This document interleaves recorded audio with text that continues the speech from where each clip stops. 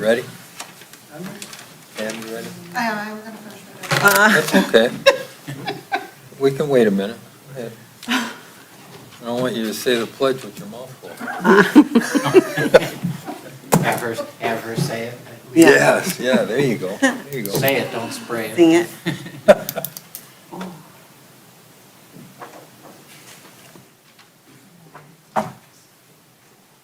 No pressure, but Looks like we're the all last staring bite at went you. in. All right. We're going to call the regular meeting to order, October 19th meeting. Call it to order. It's 6:02. And let's all rise for the pledge of allegiance. Led by Pam. Pledge allegiance to the flag of the United States of America and to the republic for which it stands, one nation, under God, indivisible, with liberty and justice for all. Thank you.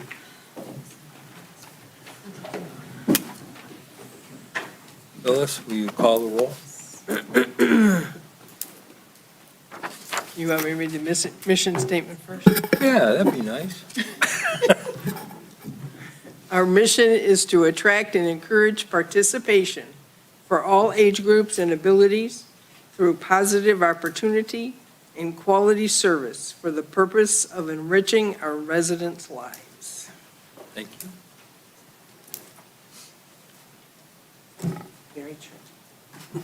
Roll call, Mr. Billick. Here. Mr. Dekowski. Here? Ms. Gettert. Here. Ms. Knight. And Ms. Zimmerman is here. And Clara. John Starren. Okay. We're all here. All right. We got a long agenda tonight, so let's work through it as quick as we can. Item number 4 is approving the agenda. Does anybody have any changes or additions to the agenda for tonight? I do have one. I ask that we delete item 9H. 9H, you said? Yes, Okay. I'm having a hard time hearing. I'm sorry. I will speak up. I know, I don't have it. I don't have an H either. Yeah, you do.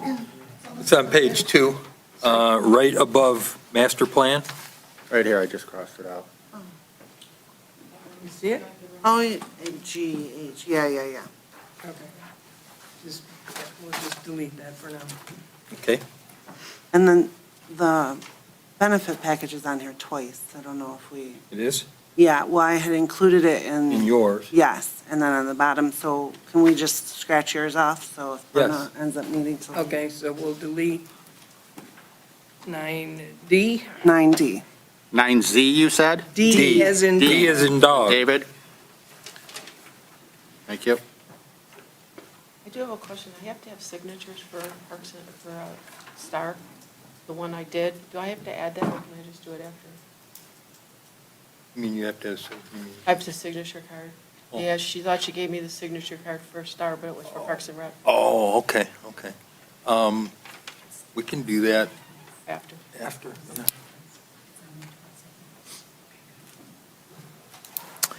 Okay. Make a motion to approve the agenda with the 2 changes. Second. All in favor? Aye. Aye. Okay. Under the consent agenda, anybody have any issues with the minutes? I do. So, on the draft minutes for September 21st, it says present were Mr. Bullock, Ms. Gertert, Ms. Knight. Ms. Knight is also absent, and Ms. Zimmerman, and I am not listed.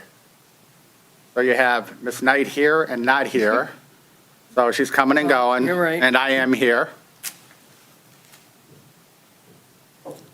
So that's the You were first one. present at that meeting? Well, I voted in here all through this. Okay, all right. My fault. Let me fix that. Magic. Then I have one more. Okay.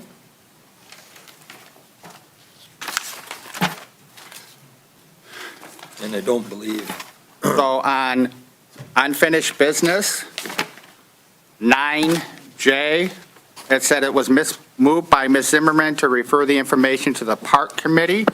This was basically two motions, because in the first one, Scott removed himself from the Park Commission, or the Park Committee. And then the motion was to replace with Mr. Bullock, which would leave Ms. Knight, Mr. Bullock, and myself, and Ms. Russell's in there. So the first motion was not in there, to remove Scott from the Park Committee. So that needs to get updated. Do not believe there was a motion made, but please give me a minute to check my. Well, it should be reflected in the minutes as to how we got from this point to this point, because there was one Park Committee, now there's a different one.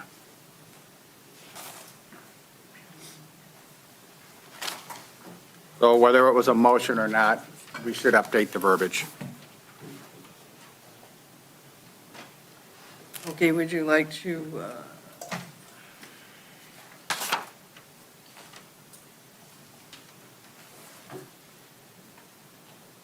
So that's all I have for the consent agenda.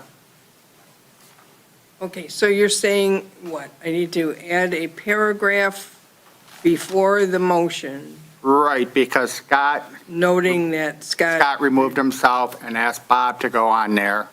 And then the Park Commission consists of Ms. Knight, Mr. Bullock, and myself. And that's what was voted on.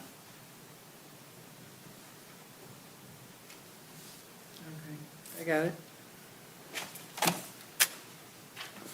Okay. Anybody else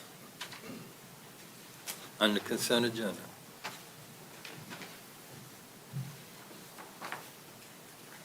How about, no problem with no issues with the payables? No? Anybody? All right. Make a motion to approve the items on the consent agenda with the changes to the minutes. Support? All in favor? Aye. Aye. All right. Mr. Stern? I don't have any comments or input apart from the specific items on the agenda, so if it's all right, I'll just hold my comments till we get through those items. Sounds great. Thank you. Community comments. Anybody have anything to say? Come on up.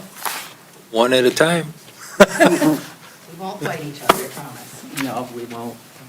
Enough of that going on in here anyway. Mary Meisner, 489 Victoria, Romeo, Michigan.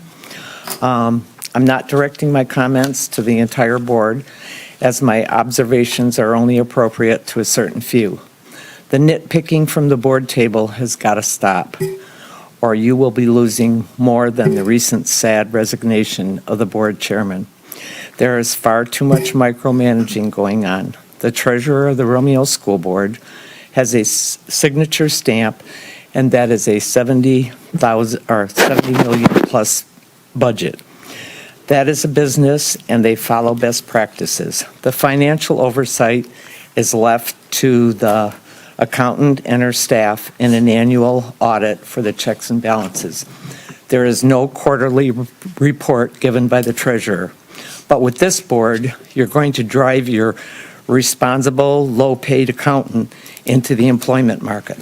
If the taxpayers and participants in the Tri-Community Parks and Rec programs were dissatisfied with the job that our wonderful staff is handling, this room would be filled with people complaining. That certainly is not the case, obviously. Could you please try to appreciate the great job the dedicated employees are doing? If you were to establish an ethics board, there would be many complaints. A few examples, recent examples, of when an alternate board member suggested that he had talked to Mike from Giffords and Webster about evaluating the location, et cetera, of the new pavilions in the South End parks. There was no mention of 3 bids for that. But the Parks and Rec director was called on the carpet for the IT bids. Just last night, that was talked about at the regular Washington Township Board meeting. plus an issue with 30 keys to the Washington Township building, and it was discussed in front of the full Washington Board. This behavior has got to stop. There appears to be toxic negativity from a certain few. It is unacceptable. Is the glass ever half full, or is it going to continue to be half empty forever? When the politics are gone, Parks and Recreation will be able to move forward. Thank you. Thank you, Mary. Anybody else?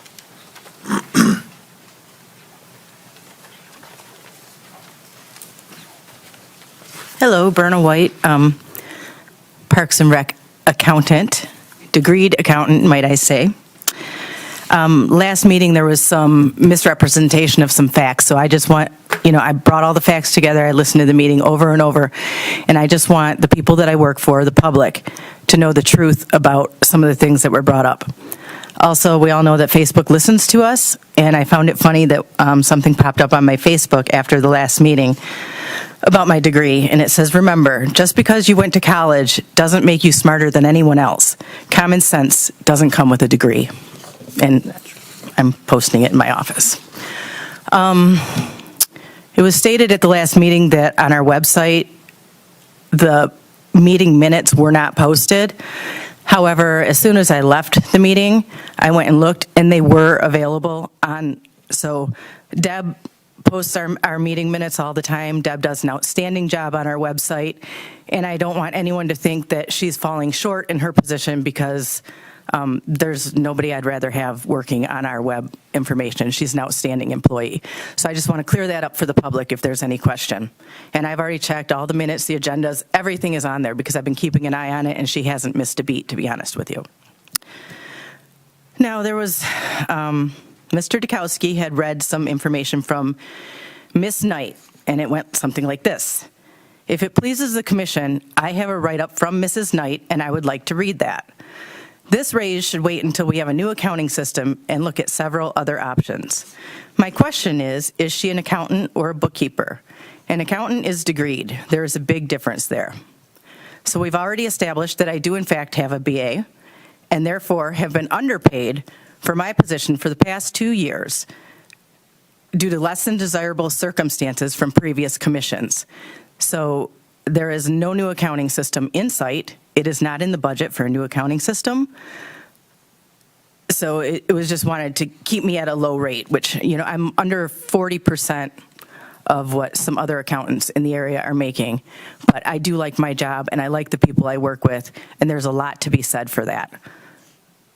The next thing, as you can see from the documentation, Clara and Julie supplied, they're pushing for a raise. However, a new accounting system would require less work, be more efficient, and allow RecPro to connect directly to the system. So why give a raise now? Okay, Julie did do most of the research. And that was in order to provide an impartial and not biased numbers that I had done my own research. So we put Julie out there. She matched from the MRPA website of other parks and recs, what their accounting was making. We didn't throw the numbers in there to make me the highest paid. We didn't make me the lowest paid. But what she did is took the community numbers of average of the people and what the communities they were working for, and those are the numbers that she averaged together to come out with an average, and a fair average, which I am still well below. Berna is full-time and Julie is part-time. Julie wants to work less, so she gave some of her work to Berna. False. Absolutely 200% incorrect. The part-time position has less responsibilities, thus the reason Julie works part-time, just as I did when I did accounts payable. It allows flexibility in a position with your life, and when I was part-time as accounts payable and I had time with my kids when they were smaller, they're still small, they're only 9, but part-time was ideal for me. Well, she's at a point in her life where part-time is ideal for her. Julie works a schedule as needed, but does not just sit around to collect the hours allocated. Once her work is done, she leaves. She's not a clock burner. She's 100% an asset and has not given me any of her work. In fact, she does a lot of mine and helps always. During the audit, she will pick up hours as needed. Then it was also stated, I think it was Kathy Boshier suggested that payroll should be done by a service, and I agree, outsourcing is much better for all. For all? Yeah, this was looked at prior to my accepting my position. However, I still have the documentation to prove that it would not be cost-effective to our taxpayers to go with an outsourced payroll company. While also, you will also be taking a job away from someone in your community and a loyal, very loyal, dedicated, honest employee with integrity and ethics. With a new accounting and payroll system, we may be able to get 2 part-timers. Again, no budget for a new accounting system, no real need for an accounting system. No budget for a payroll service. So these statements were incorrect that we're going to bring in 2 part-timers. If we do get any of these new systems, somebody has to do the work. Somebody knowledgeable, educated, and knows what's going on. So 2 part-timers, maybe in time, maybe in a few years, if you'd like to replace me that way, so be it. But for now, this is where we're at. It was also brought up to remember that the state of Michigan recommends keeping receivables and payables separate for safety reasons. Somebody didn't do their homework here because per the state recommendations, our receivables and payables are completely handled separately. Fortunately, this has always been the case since I started there, so I can say this, that it has always been 2 separate people. Payables and accounting is me, and I do balance the numbers, but as far as receiving the money, handled completely separate. Number 7, in my humble opinion, we should not cut the part-time position in half, as these 2 could leave and then would be stuck with it. Nobody has cut the part-time position in half. It is very, very unlikely the 2 of us would leave at the same time unless we were forced to do so due to micromanagement of our department and no trust of our ability or ethics. To say that either of us would stick our peers in such a predicament only shows that nobody knows who we really are as employees or as people. I have never left a company in that sort of thing. I have actually stayed on during a shutdown and worked 2 jobs because they needed someone to handle payroll. I was asked to stay on because they knew I was loyal, honest, and had the integrity and ethics to do so. Number 8, Clara wanted a 5% raise for part-timers. So if we give Berna a raise, will the others come knocking? That really has nothing to do with the annual raise given. This was a verbal agreement reached of me accepting the position that has not been fulfilled due to red tape at every request by the commission.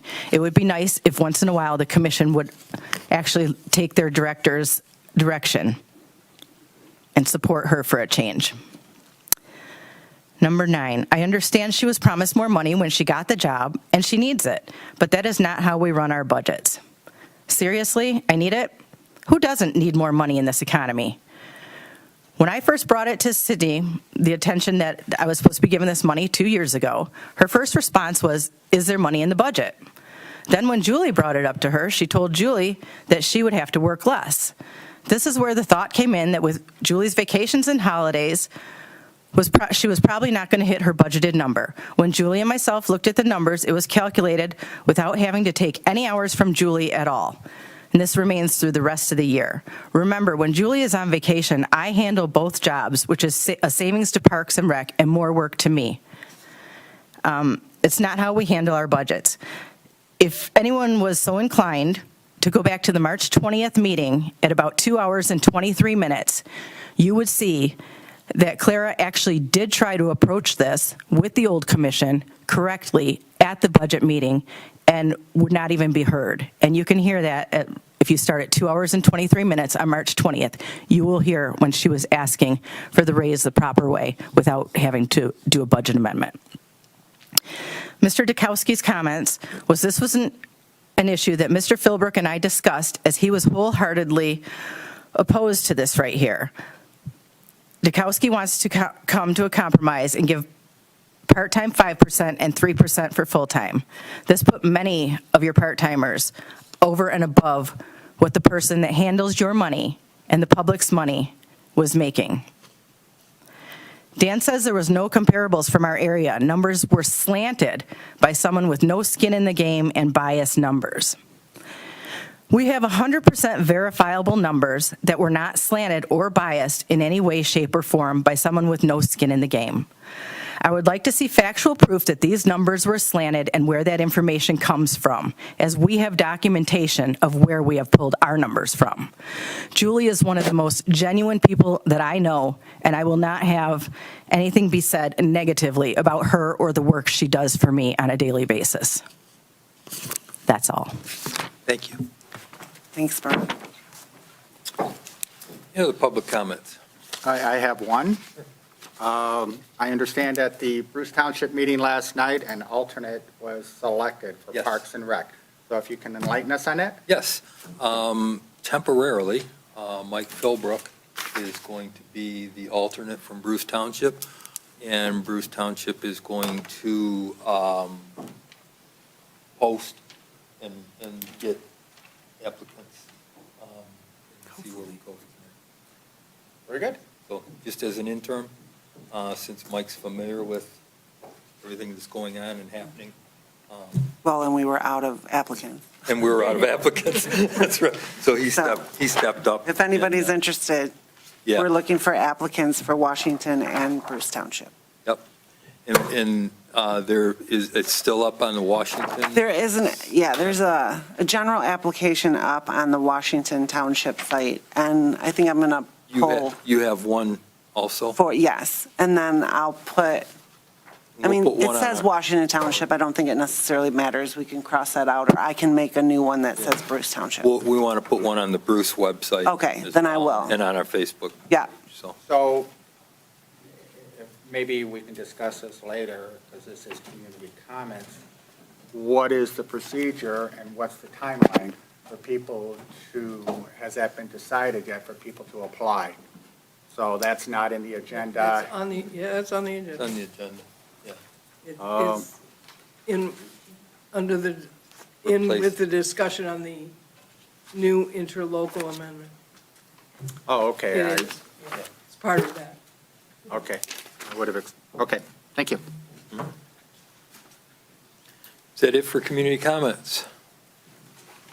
All right, moving on. Clara, Director's Report. All right. Reports. There's a Okay. batch of them here. I know, but they look worse than they are. I know. I read. All right, so the first one is the spending report, which just is another copy of the accounts payable, so you can look at them. And then I took out where I spent over the $2,500, which is the engineering for, well, the commission, but it was for Washington Township Park in Gilcher, to Giffel Webster, the community center parking lot, and then the final audit. And those are marked out, if you had any questions. And if I can add to that, please. So Giffords Webster was hired as the engineer for Parks and Rec, and we had already interviewed two other companies of which they submitted bids for. So I didn't know that. You were here for that meeting. So that Giffords Webster was actually the third company that came and spoke to us. Well, I know we Gave us talked to prices. one other, one. There were two others, because even Bomarito was here at the meeting. He suggested that we continue, getting more information. So we did have the three bids. Okay, I saw two, but we have Giffel Webster, and they're doing a great job, so that's what matters. All three of those are already contracted and approved. Yes. Right. Okay.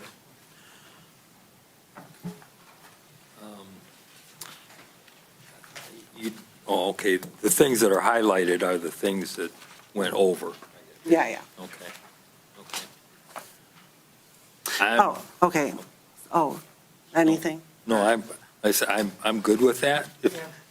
With that particular item, if nobody has anything else? Yeah, the 2,500 was for spending, but these are contracts already approved. Right. So, but we're going to discuss that today, too, Yeah, right? that's And that's what I was wondering is, well, we'll discuss it when we get there. Yes. Okay, so hiring policy. Yep. This is our hiring policy.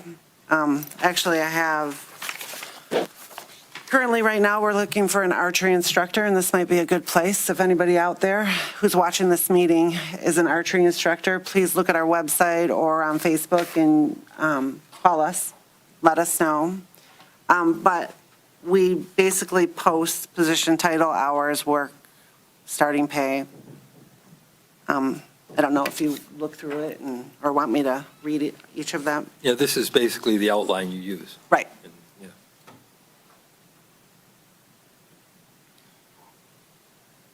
Looks fine to me.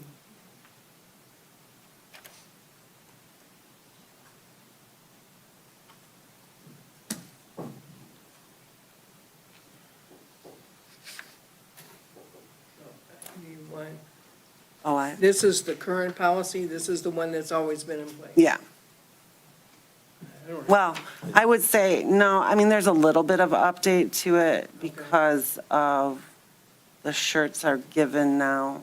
Okay. I mean, you know what I mean, a tweak when I looked at it, but, so I don't know if you need to add to it, be happy with it. Just for the record, I'll make a motion to approve the hiring policy as submitted. I think that might be inappropriate at this time as we are currently in director's report. If you want to pull that item out and make it an agenda item, then it may be more appropriate. So these are agenda items. So before you came here, or one of the meetings you weren't at, the director's report was to put any of the items that I had into it, onto the agenda. That's how we set it up. John, can I get some clarification on that? Well, there's That's- no right or wrong way how to do it. Okay. It can be however you want it.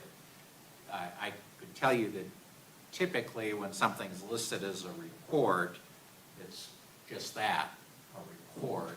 Action items are typically put under either unfinished business or new business. But again, there's no wrong way, there's no right way.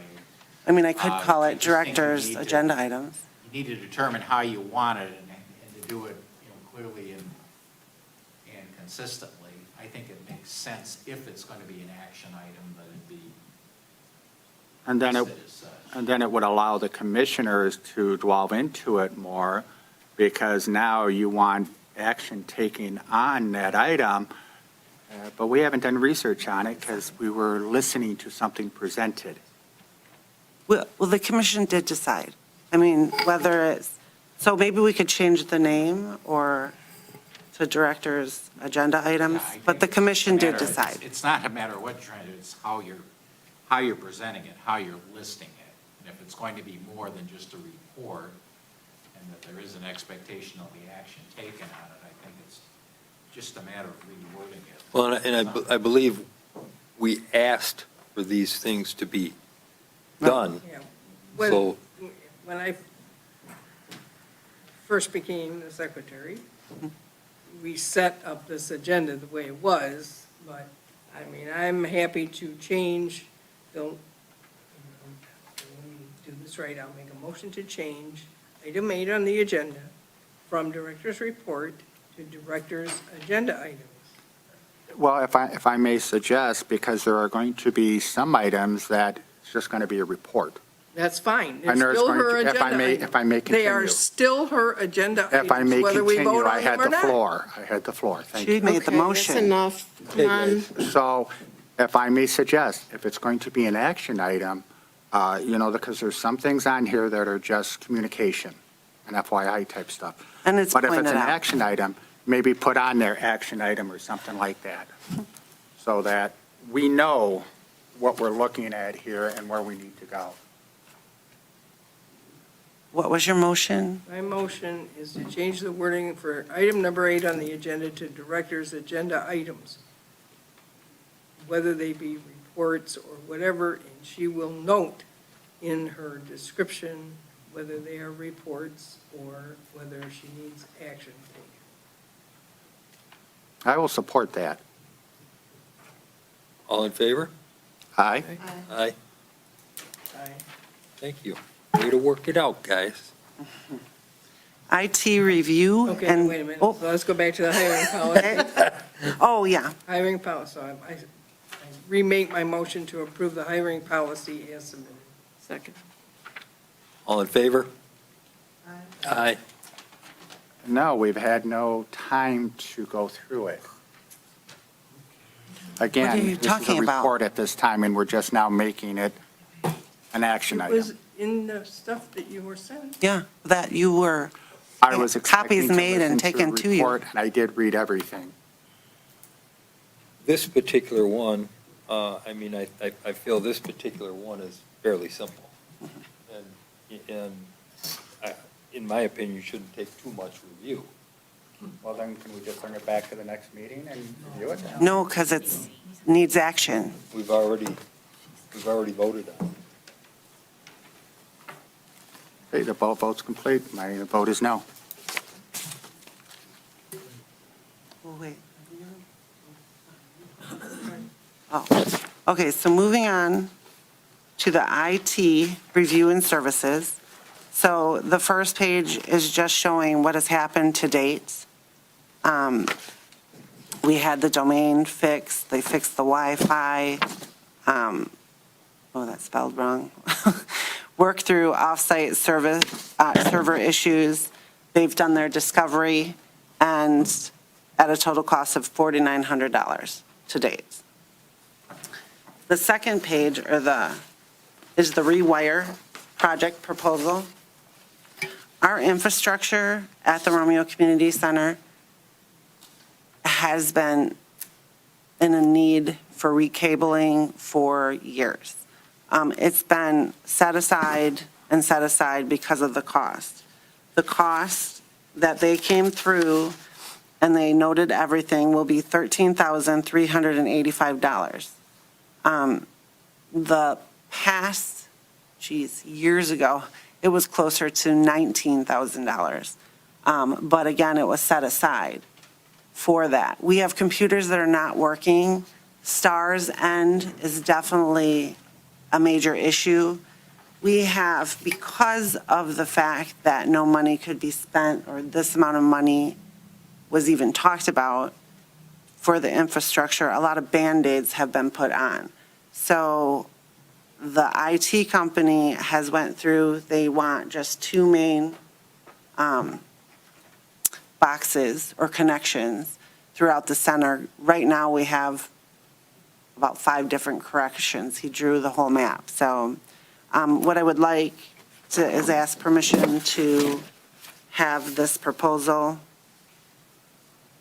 approved, so I can get the work done and we can have the computers that are not working. When the computers don't work, our phones don't work also. So STARS phones are going in and out and our computers, and so are our fitness center. They did another Band-Aid right now, but we need the rewiring. What is our current bid policy? This is our vendor. This is the contract vendor that we're using for our What is our current IT. bid policy as far as the work? Well, we do have Oh, one, They have the old one. Yeah. With the old- right? Um, Since this is current vendor, Well, Does- okay. that we still would follow the bid policy, right? No, No? I don't think so. I mean, in my opinion, when you have, like, if Washington has an IT company and they're saying that you need this done, or Bruce has an IT company and they're saying you need this done, you need a new computer, what have you, Yeah. I wouldn't go out to another company and ask them, will you do this? I mean, it's, Yeah, no, that happened here. Yeah. What was the vote? I don't remember. I watched it on TV, but I don't remember. On- The vote on this company. because it was talked about that I get whatever I want, but that's not true. I brought one company to one of our meetings, talked about it, and the whole thought process is that we needed at least 3. But we agreed to them. No, you didn't. You agreed that, because they said, if you have any problems, we'll come out while you're doing this bid process. Because I told them I'm going to have to go get 3 quotes. So in the process of getting the other 2 quotes, I'm talking to D2 Technologies, and they start helping me solve the problem. They're the company that I was coming to the commission to say, this is the company I think we should hire because they don't charge a monthly stipend. And we did voted on. And you voted on it, and it was approved that D2 Technologies is our the company. IT company. And we're going to watch them and monitor them and see how they're doing. And so far, they've put out 3 fires. They're hooking you up. This is cabling. This is needed. I mean, It's just over and above what the contract price was for the other services, right? so, well, yeah, but the other services, if they did this, if I called them, do you know what I mean? This wasn't part of their bid. Right, that's what I I'm would- saying. Yeah. It's over and above. Over and above, for what- sure. What we contract. Right, but they were like $3,000 a month that we were going to pay for that. So we would be paying this $3,000 a month, plus we would have to pay for rewiring. So we just need this rewiring. And I guess I don't know why we wouldn't approve this. I'm what going is to, our- go go ahead. back to, in August, we voted on an emergency company, and it was ex-FER. We voted, I was here. When the emergency came up in between the meetings, we did not use them. We went to somebody else. Who gave the authority to go to the someone else? I did. Okay. So write that up. Bad me. But That's not the problem. The problem is we make votes, and then we go back on the votes. So last meeting, I wasn't here, you guys voted on this company, and it said. no, we didn't vote on this company last time you were here. Was it last No, time? she wasn't. It was- I she wasn't. It was, here. it was, D2 was brought in as an emergency, even though ex-FER is. I have no problem with D2. I've talked to Scott. I know Yeah. Scott. I have no problem with that. His startup was $2,500. He was $125 per hour with a $15 trip fee. Right. He came in and did all those things that needed to be done. Now we're going in and getting more done. I agree. I will say this, and it is constant Band-Aid here. And I don't like it because the parking lot costs us a ton more because of Band-Aid, Band-Aid, Band-Aid. And all we hear about is, well, we couldn't do it because of this, we couldn't do it because of that. And it's like, But listen, the If we reason you need hear this- that, if we need this, then, oh, okay, if we need this, that's fine. But you're just bringing this to us, and we just got done spending. How much was everything before he came up with this bid? I gave the summary, it's right in front of you. 4,905. Well, if you need time to look at it, we just won't have computers for a month. So there's a difference between technology and there's a difference between cabling. This is an industry I'm extremely familiar with. So we're putting in some Ethernet ports, 48 ports, 2 of them. We're running some cable on that. And there's a lot of companies that do that for a living. So it doesn't need to be a technology company that does it. Maybe we can save some money if we bid this out. So that's why I asked what the bid policy is, and I still haven't heard an answer.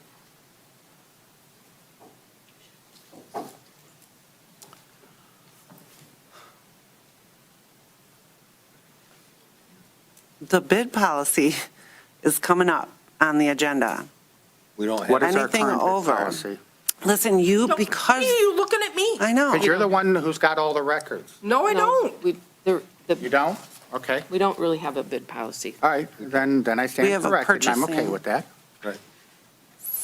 so, When ex-FER came out and that meeting we were at in August, you handed us, I don't know if I have all those.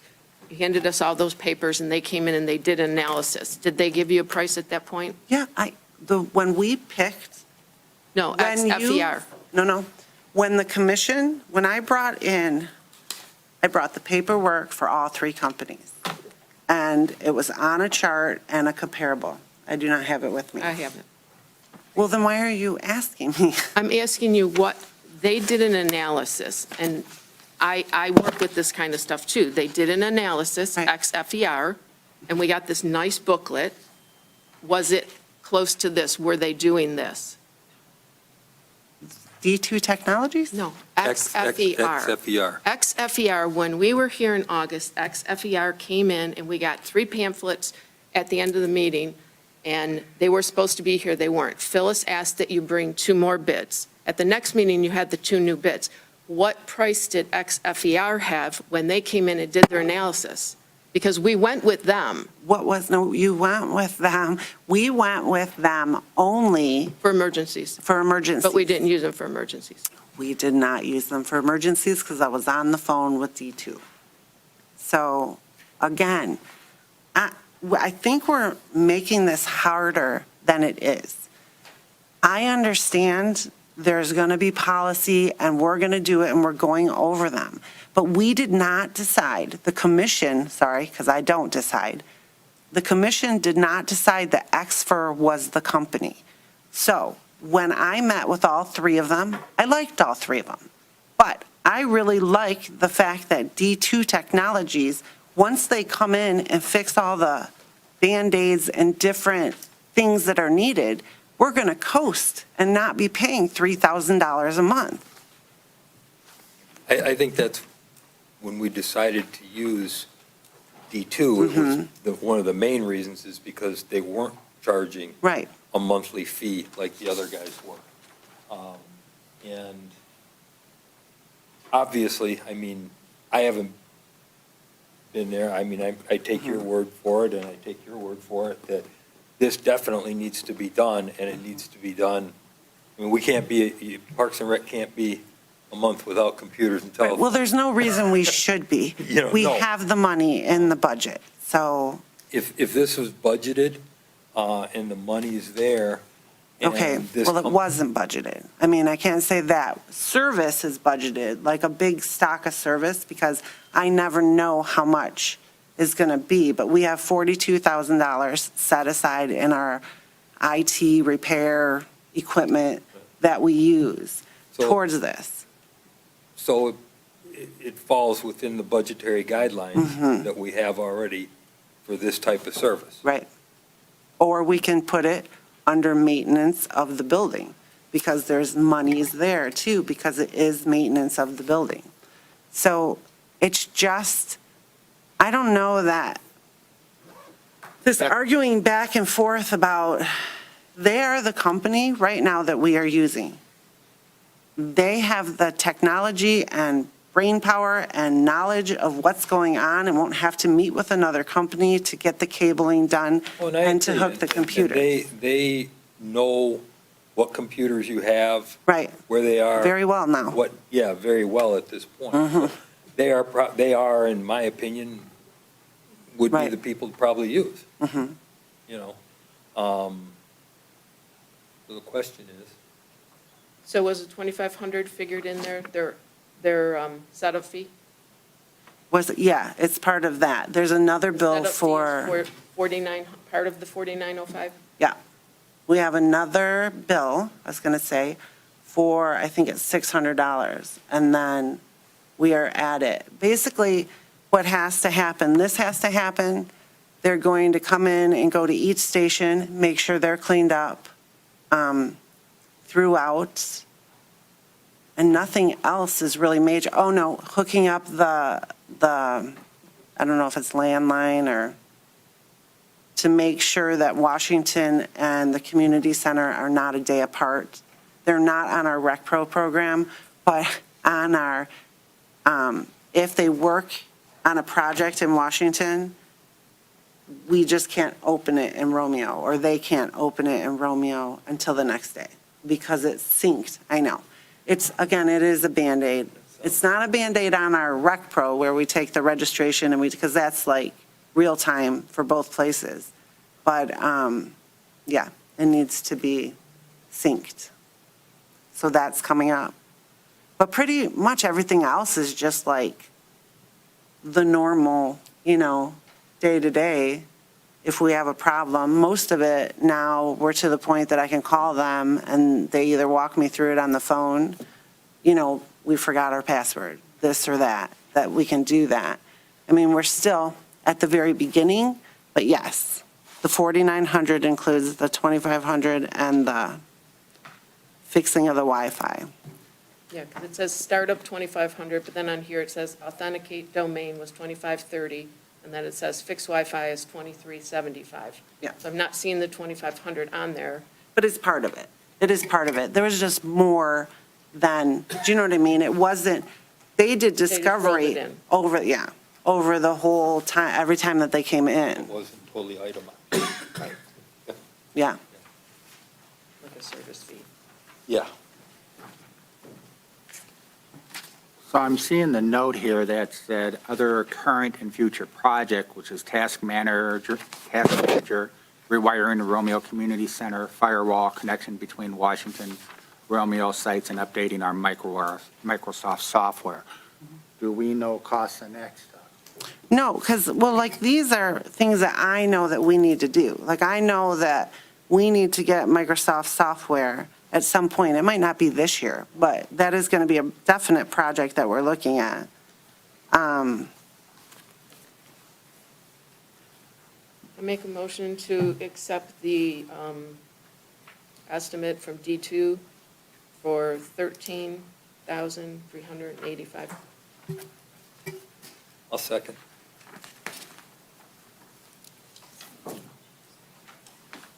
Call roll, Phyllis? Ms. Billick, Yes. Ms. Knight, Yes. Mr. Dadkowski, Yes? Ms. Gettert, Yes. and I'm a yes. And Mrs. Zimmerman, if I may, when roll calls are called, the person making the motion is the first one to do the vote, then the person to second it.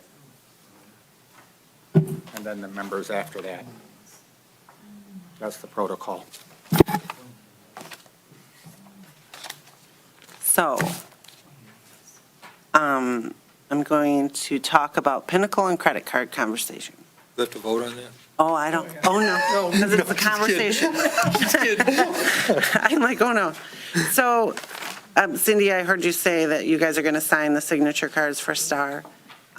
We would like to go back to the conversation still about getting the credit cards for the Pinnacle for both Parks and Recreation and STAR, so that we can have like the department heads' names on it, or we can follow the people who have, not a lot of people, but people who would have their credit card, so it would automatically just come in and we'd know where to number it and send it for each program. Right now, I have one credit card, and it does happen often, I keep it, someone will come and check it out, and then someone else always needs it on the same time, same day, and is coming in. This will alleviate that. Plus, it'll be easier. Berna, you might be able to talk a little bit on Pinnacle.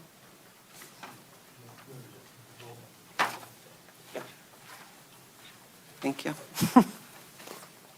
Okay, what cards weren't signed yet? No, the STAR check signing from the bank, those are getting signed at That was this done. meeting tonight, so they'll have the signatures. Okay, so I'll start with STAR. With STAR, we don't have access to Pinnacle.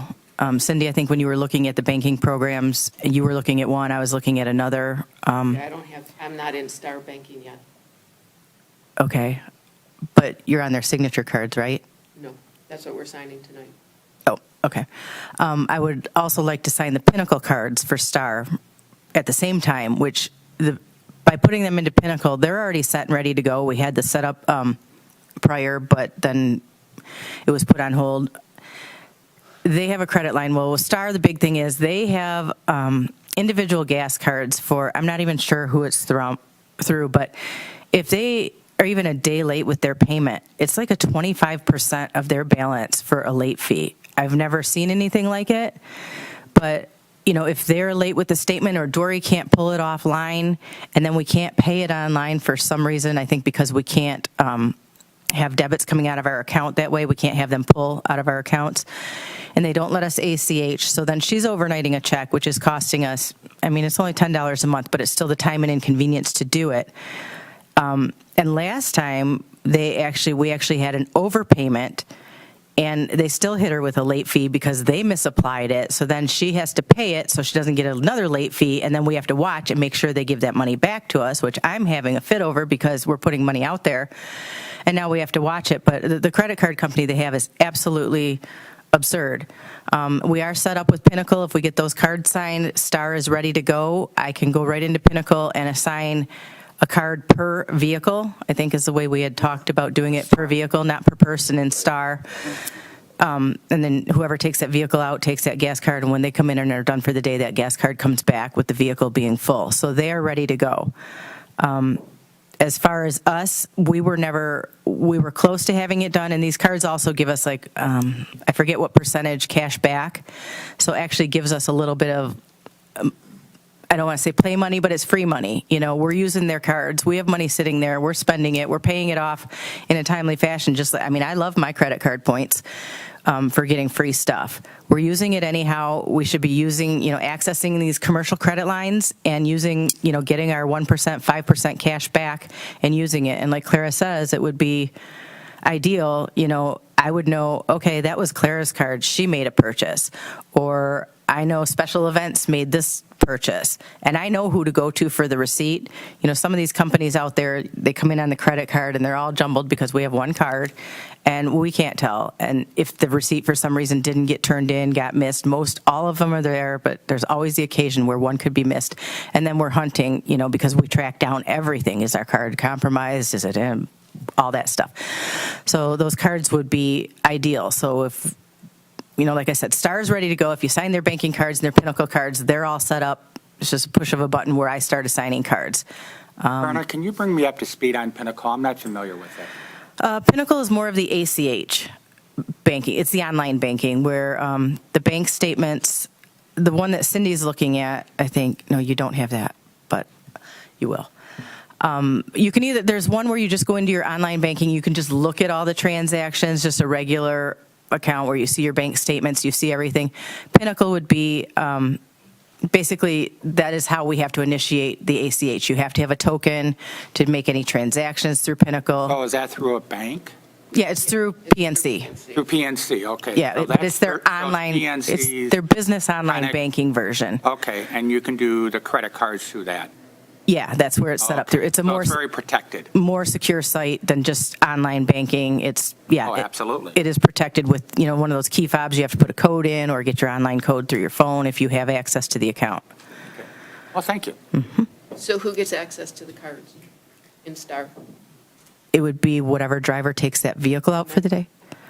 Well, we have, What are there, 10 vehicles, 13? yeah. So each vehicle gets one? Each vehicle would have one. They get a clipboard every time that they go out. So if gas is needed throughout the trips or whatever, they would take that card for that car and they would use that. And then they have a schedule that says who's in what car every day. So there's a tracking. And we put limits on them? Yes, Oh. yeah, we could maintain that through Pinnacle. Each card could have its individual limit. If one vehicle is used more than another and they reach their limit, they could call in. We could up them, $100 to get gas for the day if we had to. Or if it's lost, we can also, You can also identify what items can be purchased. yes. Right. Yeah. And we can also shut them down immediately if someone were to say they lost it for the day. Yeah, we have the card signature tonight Right. because they signed it for Parks and Rec. So once we all sign that, I'll take it over to over to PNC tomorrow, and then we can start that going. We've done nothing with Star to this point. Okay. Yeah, if you need me while you're over there, just call me from there and we'll put me on speaker and we'll go over it.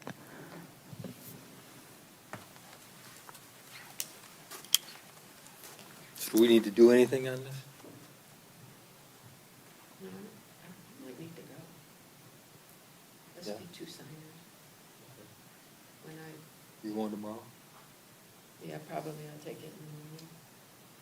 I'll just give you a call and I'm Okay. Thank you. Do we need to do anything on this tonight? Or is this just, You don't need any action from us. No, I mean, No, if, just- is it agree or we're good that well, the this was, Pinnacle is going to be set up for yeah, Star? this was in the works. I mean. it's Yes. been- yeah, And then the just- credit cards. Just doing it, right? Right. So, I mean, if you want to make it formal, I'll make a motion to go ahead and accept the Pinnacle and do the signature card on that. okay. I'll second. Okay. All in favor? Aye. Aye. Aye. Thank you, Dan.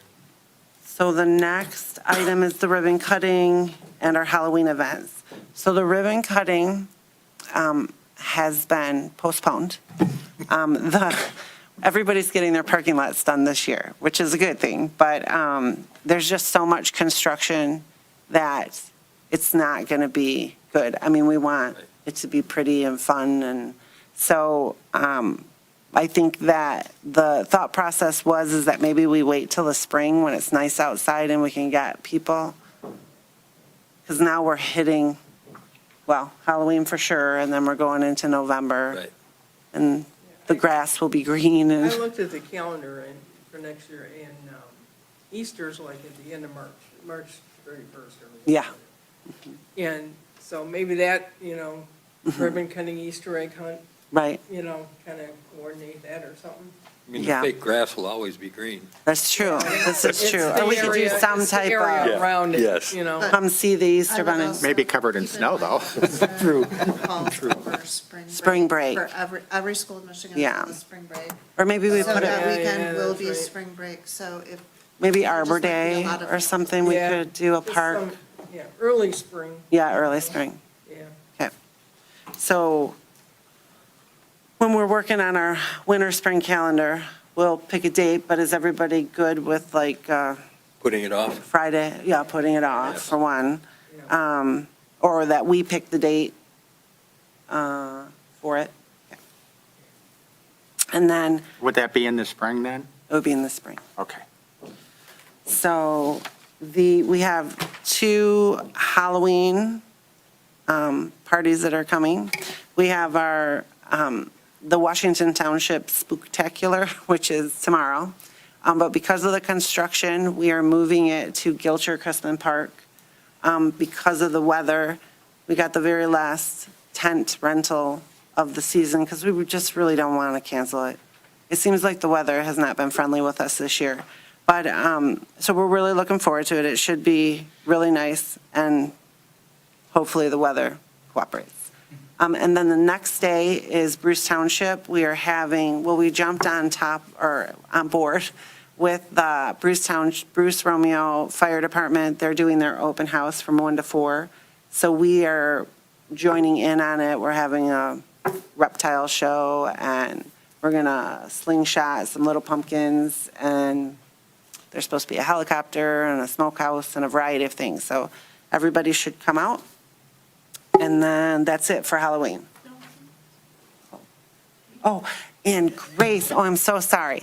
I forgot. We just had our Boo Bash for our tots, but then we also have an adaptive dance, which is normally, is on this tomorrow too, at Washington Township. But because of the construction again, we've moved it to St. John's Church on Benjamin. Do you have the number? 246. 246 Benjamin. So it's really well attended. It's a great program. Grace is our special needs or adaptive rec coordinator, and that program has just exploded. So What time is that tomorrow? it is 6 to 8. 6 to 8 p.m. I stopped in there last year, and you guys did a fantastic job. Everybody so much was, fun. you guys really were. I mean, everybody. So we are on to 8F, which is the benefits comparison. Berna. So Bob, Berna, and myself have been meeting and working on this. And crossing our eyes because it was a lot of fine print. If you look at the benefit comparison, well, I broke Star and Parks and Rec out separately because of the way the rates are laid out now with going on our new plan, small group. Star would actually see an increase because there's only one person and a two-person, but they'll still be riding with us. But for Parks and Rec, if you look at the benefit sheets, I see our rates were not that bad.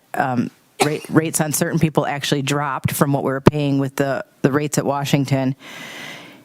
And with all of the proposed changes grouped together, we'll actually be saving $8,523.48 at Parks and Rec by switching our benefits, which was, I was shocked Surprised. myself.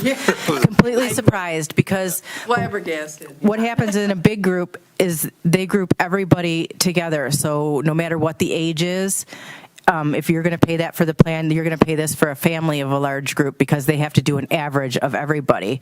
Whereas our group, they could take our ages, our children's ages, and we get different rates, which actually reduced our cost at Parks and Rec.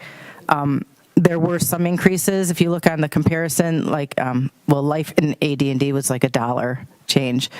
The long-term disability was a little bit higher of an increase, about $300 or $260 a month. But the small increases in the life, long-term, short-term dental, and vision were completely offset. And even currently we have our individual out-of-pocket max is $3,000. And then we have our Clarity card, our family out-of-pocket max is $6,000. So we get our Clarity card, which is our health reimbursement card, which covers that $6,000.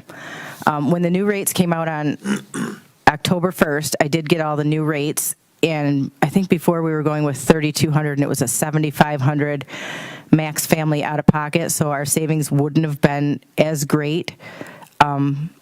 But now with the max out of pocket, before we were 3,000 individual, now we're going to be 3,200 individual. We were 6,000 family, we're going to be 6,400 family for max out of pocket. So $200 and $400 is a small, and even if we roll that into the HRA cards, that $200 and $400 difference, we're still coming out with that savings without taking anything away from anybody directly.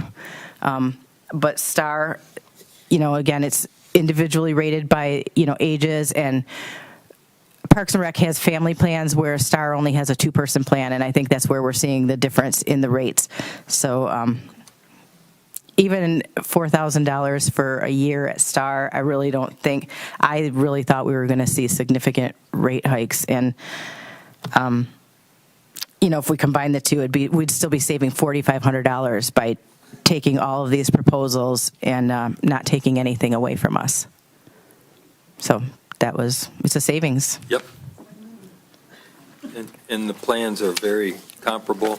They're they're almost the same. Like I said, Right. the biggest difference is going to be the individual out-of-pocket and the family out-of-pocket. I think before we were $2,000, and before October 1st, they had quoted us a Blue Cross PPO $2,000, but that plan goes away as of January 1st, so that's no longer on here. But in my opinion, we ended up with a better plan because, like I said, the family out-of-pocket is now $6,400 instead of the $7,500 that was on the PPO $7,500. And yes, they do all come with the concierge plan.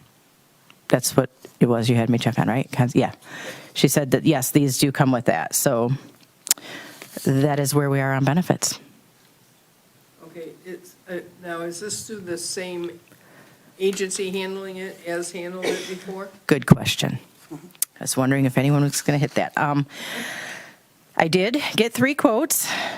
The proposed rates that I gave you, yes, they are through Dennis. I had another one that was very close, that was through Principal. But overall, when you took the gains and the losses of where it was going to be, Dennis actually was the biggest savings overall if I plugged in all the numbers to stay where we are. He'll also be easier to roll us in. When Bob and Clara and I met with him, he also showed us a website where the employees can go on there and they set up their own programs and they can see what their cost of their benefits is, so the total with their pay. Had a lot of neat features, and they can do all their online paperwork. So if we were to get a new hire that had to do it, they could fill out all their forms right there on this Human Resources website. So it's a lot of a human resource thing, too. So what's going on back there? And what is the name of his agency? I forgot. He is Ascend Group. I'm pretty sure it's here. I have a lot of papers. Ascend. He's Ascend. So all employees, they could either pick the current plan, the PPO, or they could go with option 3, the gold, correct? No. So you don't have to pick, as a group, you don't have to pick No. one or the other. No, the current plan is what we currently have with our benefits. And option 3 was the plan that came closest. So we all have to go on the same plan. On the option 3. Right. Yes. Okay. Right. That was the one. The other one was a 9,500 family out of pocket. So So is that your recommendation, that you have that? it is option 3 through the Ascend. Yep. Well, then I wouldn't mind making a motion to approve changing to option 3 with the Ascend Group, and as per the rates presented. I'll second that. Roll.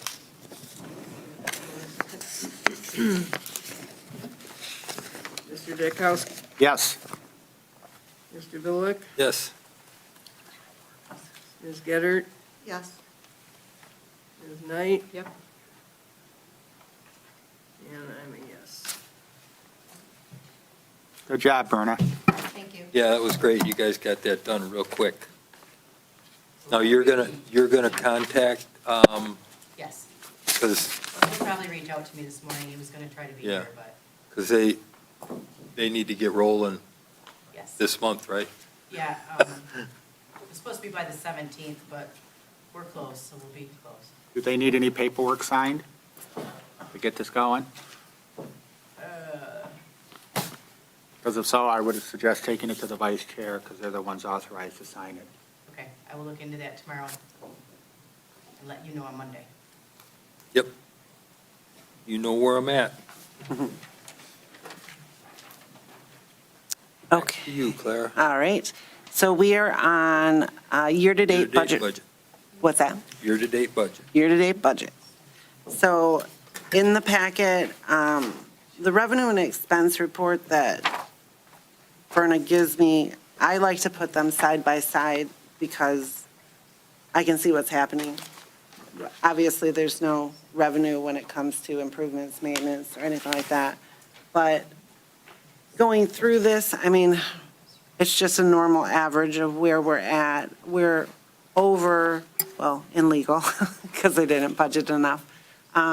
For engineering, we are spread that cost out throughout the parks, because this year in the budget, we had it split, like our maintenance and our improvements, we split normally, or in the past, we did it Bruce Parks, and then we did the Washington Side Parks for the last couple of years. This year, we're going to break it down a little bit more so we can, so you guys can watch and see what is happening. However, when you look at the budget amounts, we just kind of split it evenly at this point. Berna just did it through. So on page, if I'm confusing everybody, on page 3, if you look for the improvements, you'll see all the Washington ones, and you'll see that they're all 39,600, with the exception of one, the Washington facility. And then if you look at all the Bruce Township ones, they're at 40,600. So next year, when I do this budget, they'll be closer to, like if we only spend 20,000 at Orchard Hills Park, it will be noted and reflected here, so. But overall, the whole budget was 441,000 for the improvements. Then when you go to the back and you're in programming, you can look and you can see the entire program summary, the revenue, and then the expenses on the right-hand side. And then you can go down to each program breakdown. So the adult revenue and the adult expenses. And when we get to a place in the back, we can talk a little bit more about like using this as, Cindy and I had a conversation about how are we going to do the checks for the programs. So this might be a way, well, we're not talking about it yet, but when we get there, we'll talk about it. But this will help us. and hopefully help you kind of see where we're at. And it's hard with the budgets as they come in because we might have all the revenue up front, but the expenses aren't paid yet because the program isn't over. So when we get closer to the end, you'll see that. And then I'll just continue to point out where we'll need budget amendments. And then normally what I do is at the end, closer to the end of the fiscal year, we'll have a whole list of them. And then we do it at that point. Unless we want to do it differently. So when you do the budget amendments, you mentioned earlier that, okay, if we need money from here, I can take from here and that. So when you do the budget amendments, you should go to each line item. So, if you didn't have money budgeted for something, you should show that as a shortfall so that as you get through the years, your budgets get more and more accurate instead of pulling from this bucket to this bucket here, because that's the way governmental accounting has to work. We don't have a choice. That's the way it has to work. Yeah, So you can't just say, well, hey, I have extra money in the budget, I'm going to just move it. No, you have a line item in Right. the budget, and you have to show plus and minus. So also on our audits, we were always audited on the front page of our budget, so very vaguely, even though everything is put in there. Our program budgets have never needed amendments, explanations, but not amendments per Plant Moran. This is broken down more. So yeah, the line items used to be just the total of improvements. We just had one number. Now we're breaking it open so we can look at that if that's how the commission wants it and they want a commission or a amendment per, we can do that. And even I with, think, so you Dan, make this, don't you only need, you would only need an amendment to it if it was for a different, like if it was under maintenance. Different category. If you were just spending the maintenance instead of over here, you don't really need a budget amendment. Right. But you'd want to show which area of that you had the shortfall. you kind of want to show what you're actually spending. So I'm just going to pick a program and call it hopscotch, okay? So you budgeted $7,000 for hopscotch, but you actually spent $13,000. Right. You should show that, Right. okay? And that's all I'm saying. You should show that right there so that each year your numbers get closer and closer together and you can evaluate them easier. Right. So that's all I'm Oh. suggesting. Yeah, our revenue and expense reports actually has a, budgeted amount and then an amended amount. So it does show where it's amended, and I absolutely use that when I'm working on the budget for that. But I'm just, yeah. So I just think it looks weird that I budgeted $39,000 for every single park. We all know that different parks have the different prices, but it really comes down to the bottom line, to that bottom line for maintenance and that bottom line for improvements. Right. But I want a little more specific, so. So that's Parks and Recreation. And STARS is pretty simple, so I don't do a side-by-side because STAR doesn't make any money. The only monies that we bring in are from SMART. We have community credits, municipal credits, and then we have a grant that comes through there. We have our millage monies and then interest. And then the remainder of everything else, because it is a pure service, are all expenses. So it just kind of gives you, we'll go through, nothing is over right now. However, we have had a lot of fixes to our cars, and we're trying to rotate out, and we're waiting for a bus. And at some point, I will put on the agenda, once we have a car in mind, the commission needs to think about purchasing another car, because it's going to be till 2025 or later till SMART gets these buses that we're waiting for. So we definitely have the need. Our miles and our rides have increased. Our miles are up at this point 30,000 plus than they were last year. And then we're up 44,000 rides than we were last year. So people are getting out again. You know, they're not afraid. And so we need to help them get to their places. So it would be absolutely, would probably looking at like an Equinox or something like that, so that that car can be purchased and used towards that. But there would have to be a budget amendment because it is not in the budget. Say that again, so what are you looking for? We need a car for Star. We get buses and vans from Smart, and those belong to Smart, except for they're ours to use as long as we are in business and Smart is in business. We also have 5 cars that we use that the Star Transportation Commission have approved and purchased over the years. So we need another car or SUV.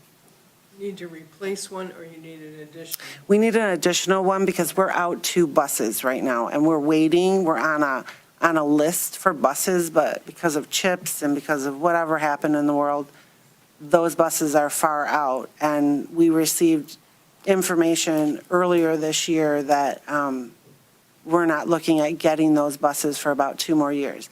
They did give us some replacement buses to use, but those broke down. So it's just, it's coming to a point that it's a need more than it is, you So know. what's the vehicles that Star has, the cars? I mean, what's the condition of those, to Phyllis's point? Are we, Oh, looking- we have a maintenance and we rotate right, those. but I mean, are through. we looking at needing to replace one as well as an extra one in the near future? I mean, are they in, No, are they high mileage? Or- yeah, nope. No? Well, they are, but they're constantly, A lot of maintenance. yeah. I mean, they're lot of not that high preventative miles, but because we saved some during COVID, you know what I mean, not driving. Okay. But, yeah, they're pretty new. I hate to guess, but I'm going to say it seems like it was about 5 years ago. I can bring that information. No, though. I mean, So we currently have 5 cars? Mhm. Okay, all right. And without the 2 extra, Well, Buses and then we from have more Star. buses, yeah. yeah. And then I see in the payables that your one bus, you've sent in a couple of times now to get stuff repaired on it. So I mean, it's in the maintenance. Well, we had a Yeah. couple of incidents, like at that turkey that went through the window. We've had small, minor things. Oh, really? Star For or Thanksgiving?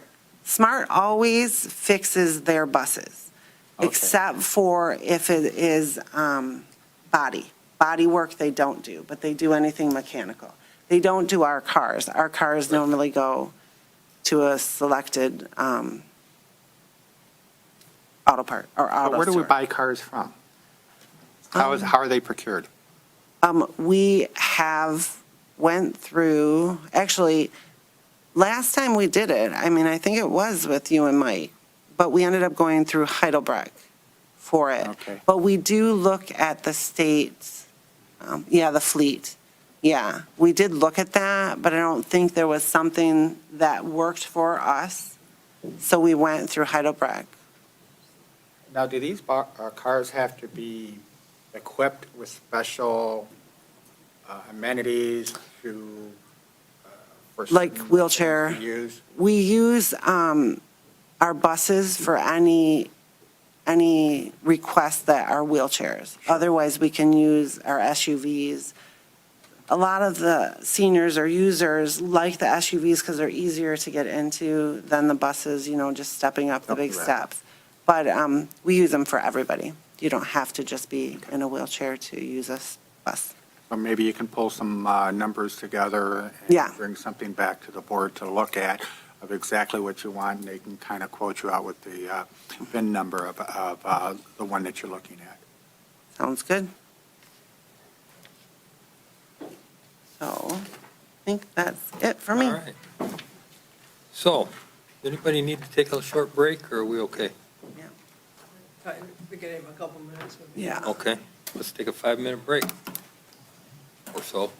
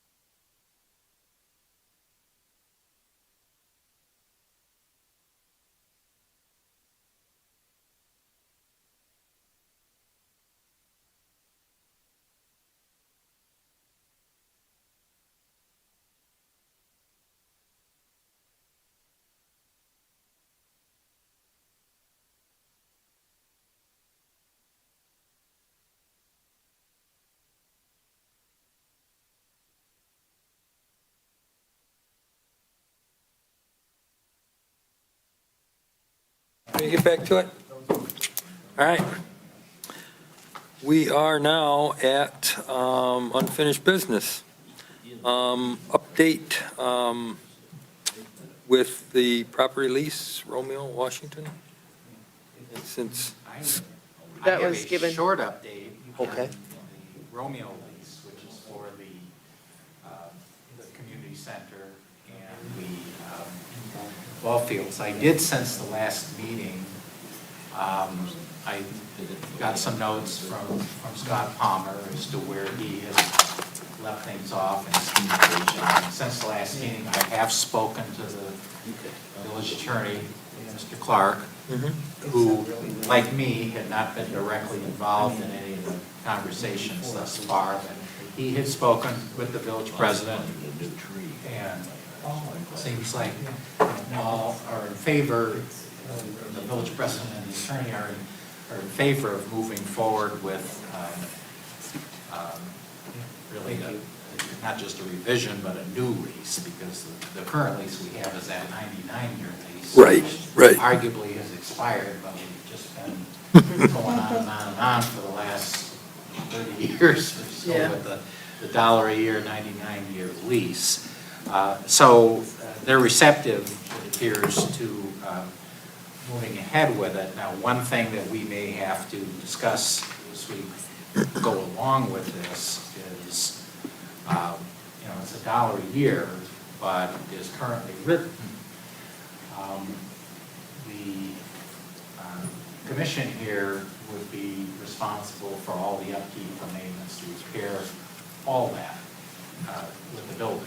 Some of that can be minor, and we all know some of it can be very expensive. And not only are we responsible, but under the the old 99-year lease, both Bruce Township and Washington Township guaranteed that they signed as guarantors. Right. And the attorney told me that he said, well, we'll do this, but they probably want to see the same type of guarantor. guarantee by not only signing with the commission, but being guaranteed by the two townships as well as we move forward. So we just kind of threw that out. I don't know if that's going to be a problem or not, but he said that would be what he's recommending to the village moving forward. So I said, thank you very much. I would report to the commission, which I am now, and that we would be back in touch. So that's my report. I mean, things are moving in a positive direction, I think, but just bearing in mind that whatever we do, the village probably needs the townships to Any, buy into it and guarantee it as well. any idea as to length? I think that's an open question. What I had gathered from the notes Scott Palmer gave me is we're looking at like five-year term, Right. 5-year term with a couple of options to renew for like terms. That way, nothing's locked in for too long, Right. but nor is it so short and fleeting that we're gonna Right, yeah. have to look for a Right. new place to have our New home. community center. So that didn't seem to be an issue. I think Okay. that's all negotiable, and they'll work with us.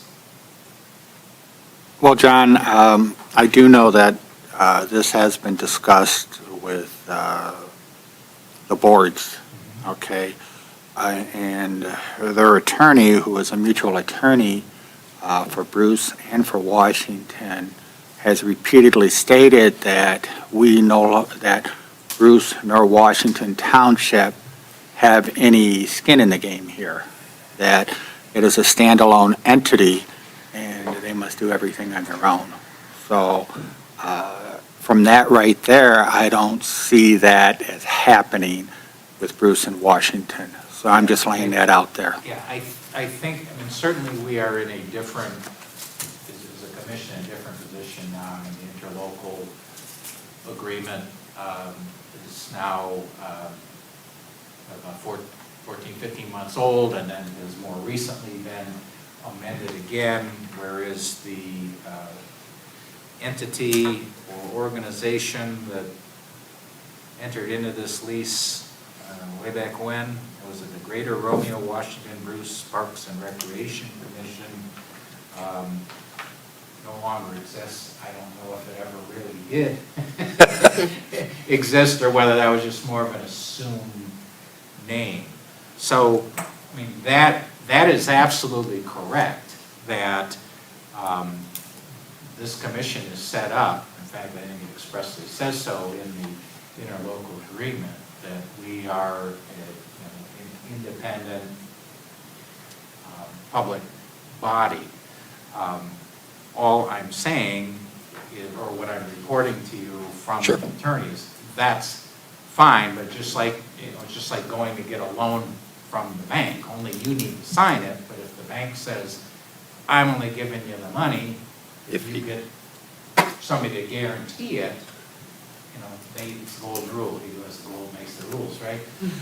But that was what the attorney was suggesting, and that's just what he's saying would probably be his recommendation, is that we had a guarantee before, probably we guarantee again, but I think that, that's probably just something we need to digest, and maybe there needs to be some conversation with the, with the village president, or perhaps even, other representatives of the village council, whether they feel the same way, or whether they're satisfied that we're we clearly are a standalone Yeah. entity. We have our budget, we have our revenue source between the millage and the program fees, and maybe there was a need for guarantees by the township way back when, because there really wasn't a separate thing. It was just sort of I guess an arm of, Right. or a cooperative arrangement between the two townships, whereas now we're standalone. And in a lease like this, that would make sense. So hopefully that'll be where we end up. I mean, there's no impasses or anything now. I'm just reporting the conversation I had. I said, fine, I'll report that, and then we can certainly go back and have further conversation. Cool, good. But is everybody, fairly comfortable with like, if we're able to do, the 5-year term? Yeah, that's what Scott and I had discussed. Yeah, with that's Megan. the Yeah, like options, and then, it doesn't appear like there's any, it hasn't been suggested, I certainly wasn't gonna bring it up. Has that there's been no suggestion that the $1 a year should be increased. Right. So that's, right. That's fine, so that's good news. That's usually where the breakdown is when you're having lease negotiations, right? It's how much rent. So I don't think it's a problem with that. It's just that obligation to proceed. And it seems to me, if we can go to that shorter term, 99 years. Yes. it's- Right. that's- We definitely don't that's want. forever. Not last any No. of us here, most likely. But,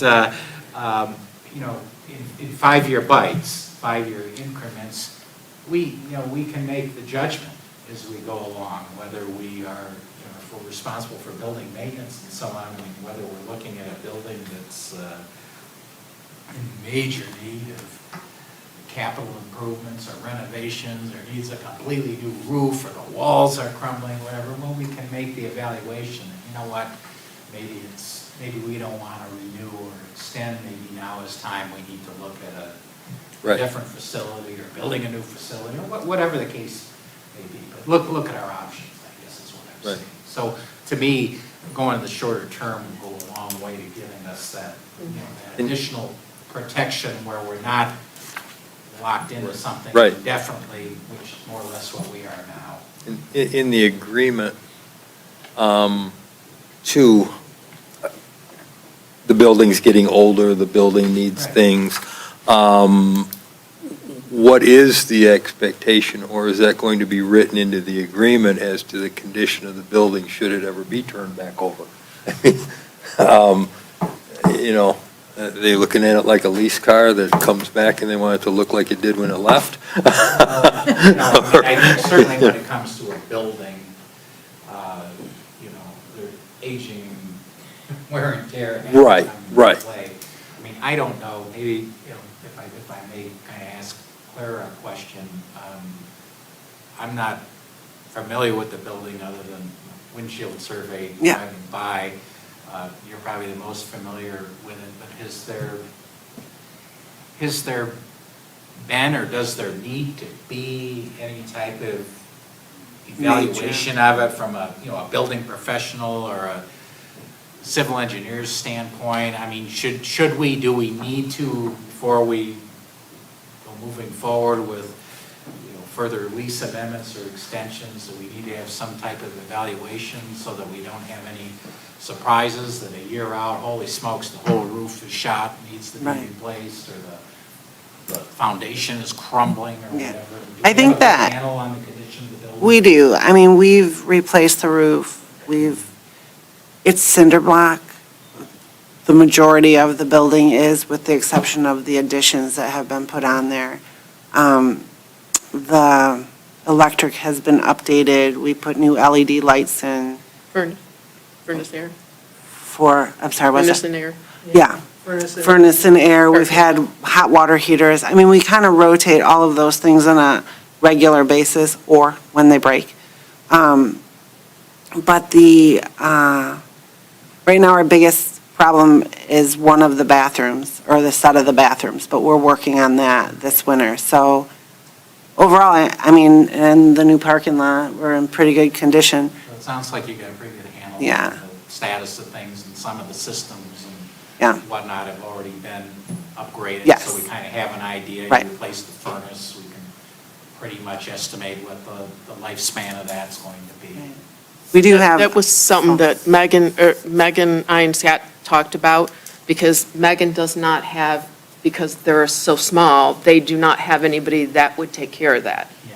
So it's either she does it or Clara does it. So if they were to charge us, Megan would have to do it, and Megan can't do it. So that was kind of the discussion versus the township where there's building people there that could, you know, Washington, where they could take care of it.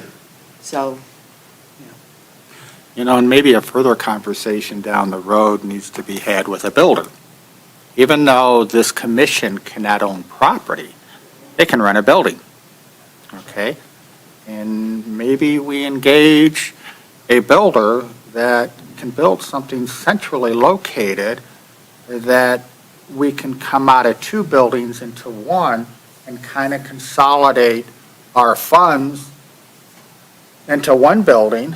And then as our needs grow, okay, do an addition and onto it right there. Maybe that's another approach. Sure.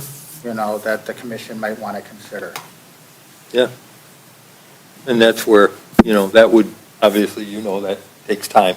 Oh, absolutely. You know, That's going so to take a good have- 2-3 years. Yeah. Absolutely. So having, you know, at least a 5-year arrangement, I mean, I don't think anybody's looking at moving anything, but I mean, if you had to.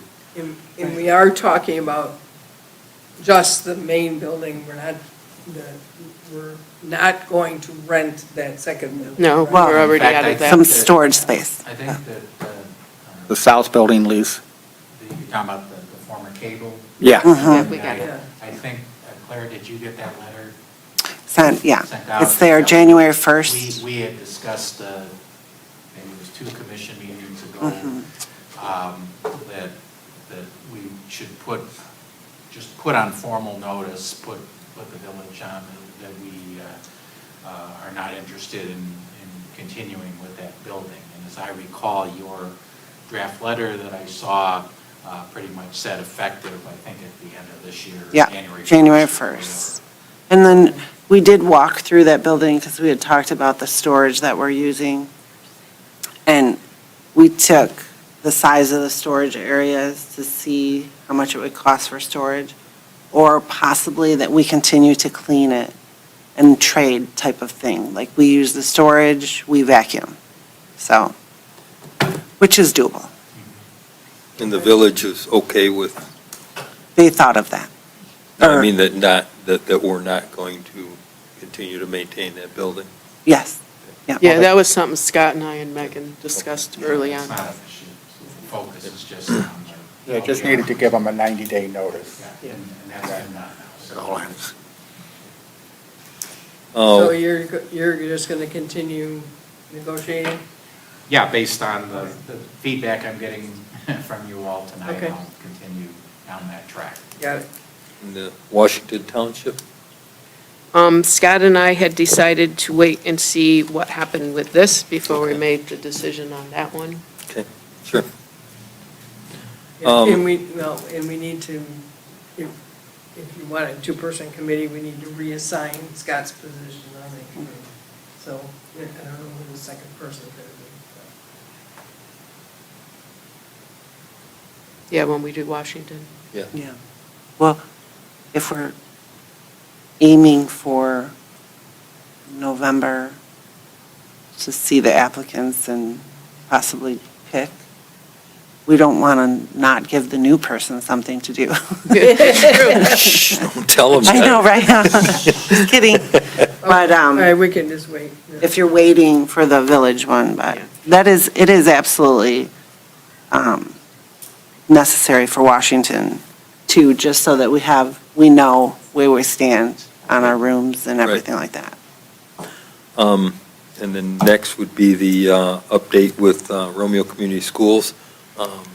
Pam and Clara and I met on the 4th or something like that, I think, of this month. And basically, at this point, we went over and reviewed our usage, which in some areas has gone down. And tried to get a feel for, what they're thinking. And basically, one of the other things we looked at is what timeframe do we want this agreement to begin and run? And for them, it obviously works out best to be like July 1st to June 30th. That's their year. That's their fiscal year. So that's what they would like to start an agreement at. Also with that, we did talk about timeframes, and I think we were talking about like a 5-year as well. Just to, if things change. I mean, there's a lot of things going on with the schools, with upgrades, things changing, things like that. So, other than that, pretty much the same as the existing agreement, or not existing since it was from 2011. But the previous agreement pretty much is good enough without getting too specific. Do we have specific on numbers, though? We don't. Yeah, we should. We should, don't. Because We we're haven't. writing big checks. Right, we haven't presented that to them yet. They were going to look at some of their actual costs. And we had looked at program issues, the hours that we're allowed now, like to use the pool Right. and things like that, is somewhat limited. So, we're looking at what our needs are, they're looking at what their expenses are, and we're going to go from there. But right now, as we stand, we're at 45,000 for the use of the school. So it used to be, I thought it was 20 or 25. It was 25, and then yourself with and no Mike. agreement, it got up to 45, so that's concerning. Well, No. That was the the 20 pool. was for the pool. Yeah. 20's for the pool. That was approved by you and Mike. But I'm just saying, we need to get an agreement there so that we're not just, we kind of cover ourselves. Right, oh, definitely, yeah, we, Definitely should have a written agreement. right, Yeah. right. And that's, I mean, again, we looked at our usage, they're looking at their usage, they're looking at their costs. They didn't want to commit to any numbers until Right. they got their business manager a little more involved with it. And I hope they take into consideration that taxpayers are already paying. And they do, and they Right. do. Dr. Roberts is very aware of that taxpayers are already paying school taxes And paying us. and paying Parks and Rec taxes. Right. And, so I don't really foresee any major issues or changes, but we'll see as, Hopefully, we'll see a reduction Well, do things ever go down? Right. Yeah, actually, they do. Once in a while, once in a while. That's the exception, but it's. Yeah. Yeah. Yeah. So that's the update on that for right now. They're not in as big of a hurry to get an agreement as we are. Just because, I mean, they want to get it done, but they want to look at things, everything from their side first. Then we can't give them checks until we give an agreement. Is that right, Mr. Staring? No. No, I think we have to pay them for, Well, I mean, to the extent we're using it, whether we have a Right. written lease or not, there certainly is. Right. I mean, you can still have a contract without it being written. Right. It's not a good practice, No. it's not advisable, but, we are I mean, we- using it, and we Have been. are we responsible for have paying been for years. until such time as there is an agreement that changes. I mean, I first, when I say, they're not saying, next month, but they're not saying a year from now either. We want to have something in place probably, certainly before May or June. They get paid again. but- They get paid again. Yeah.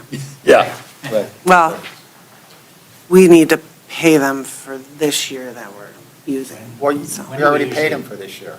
we normally pay in quarters, Okay. but I don't know that we are out, we're not paid for this fiscal year from I thought we April. were, I thought that was in the We, payables. at the very end, we paid. 20,000 and the 25,000, one check each time. At the very end of last fiscal year, we paid them.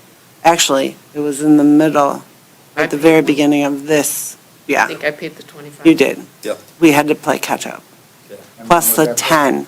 I think that was July. July, so that's for this year. No, That was that was last. last year. You wouldn't sign, so the new commission got in and signed. All right. Update on the bylaws. I guess I have to ask your indulgence, and we have to go to the interlocal agreement first, Okay? because that will change the bylaw.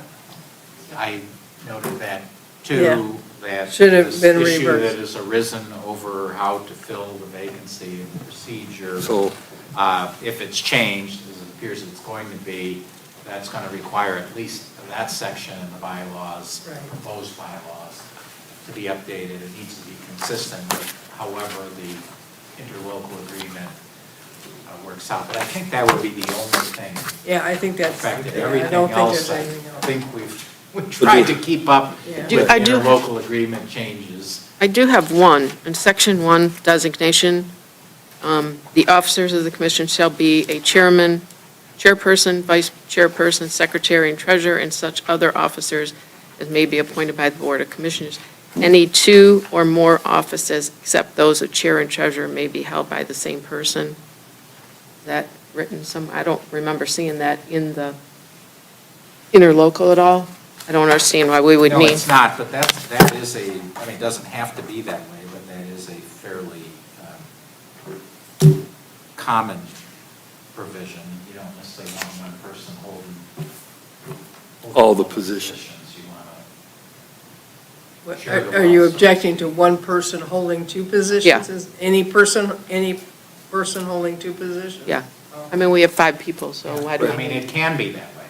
It's Right. just It- something that's fairly boilerplate, but it doesn't have to be that way. If the commission would like to remove that limitation, that would be fine. I think that should be removed. Yeah, we have 5 people, so. yeah, that's easy. Are you making that motion? Yeah, I will make a motion to remove, just remove that line. Could you give me the paragraph number?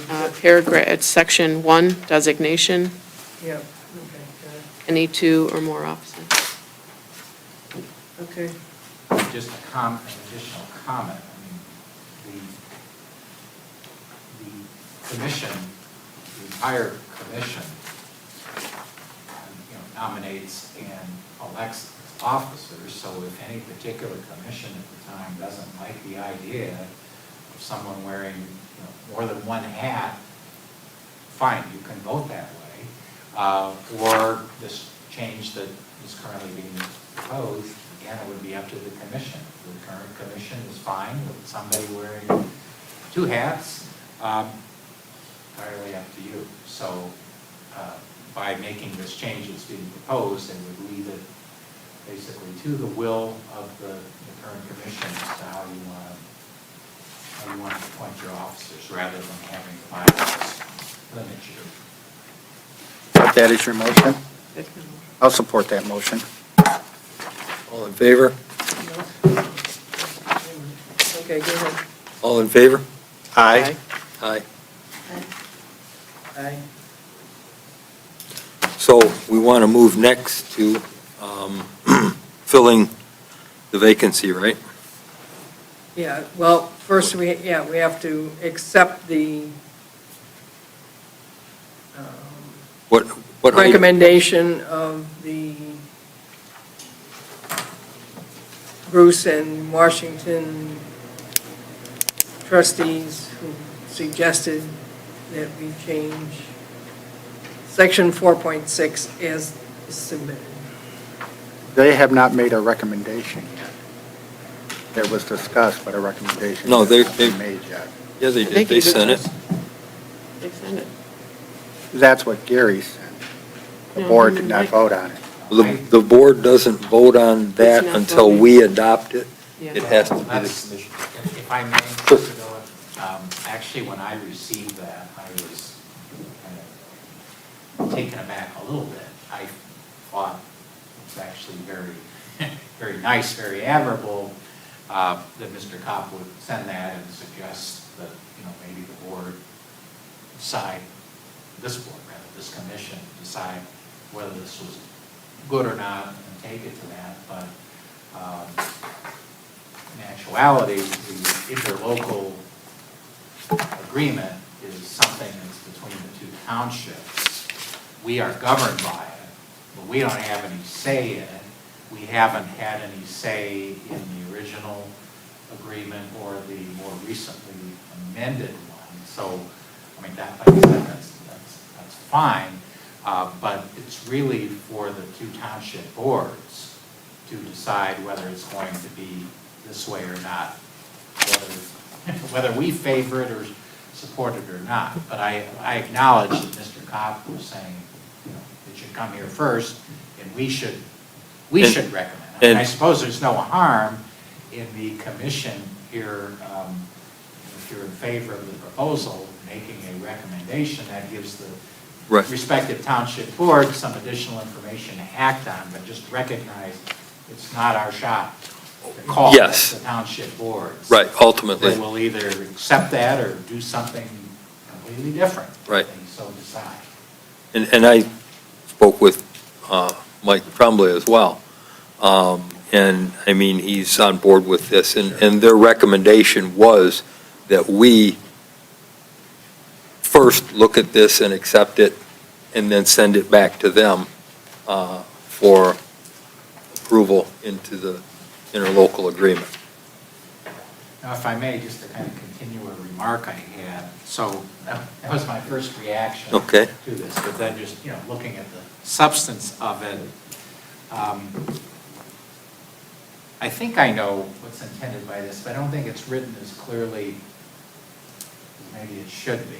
Okay. You always want these things to read crystal clear if you can, so that you don't have interpretation issues later, or you've got to, ask the attorney, what does this mean, when, the attorney didn't have any role in drafting the thing. So what I'm referring to is, so if you look at the sheet, and 4.61, the first paragraph, A, is talking about, there's a vacancy, then this commission should search for a replacement and make a recommendation.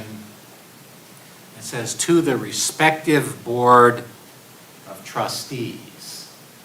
Respective board of trustees. A little unclear to me Should whether be that means boards. both boards? Yes. Or whether that means the board, for instance, if it's a Washington Township Commissioner, if it's a Washington Township Board, or if it's a Bruce Township Commissioner whose seat is vacant, does it just go to the Bruce Township Board, or does it go to both of them?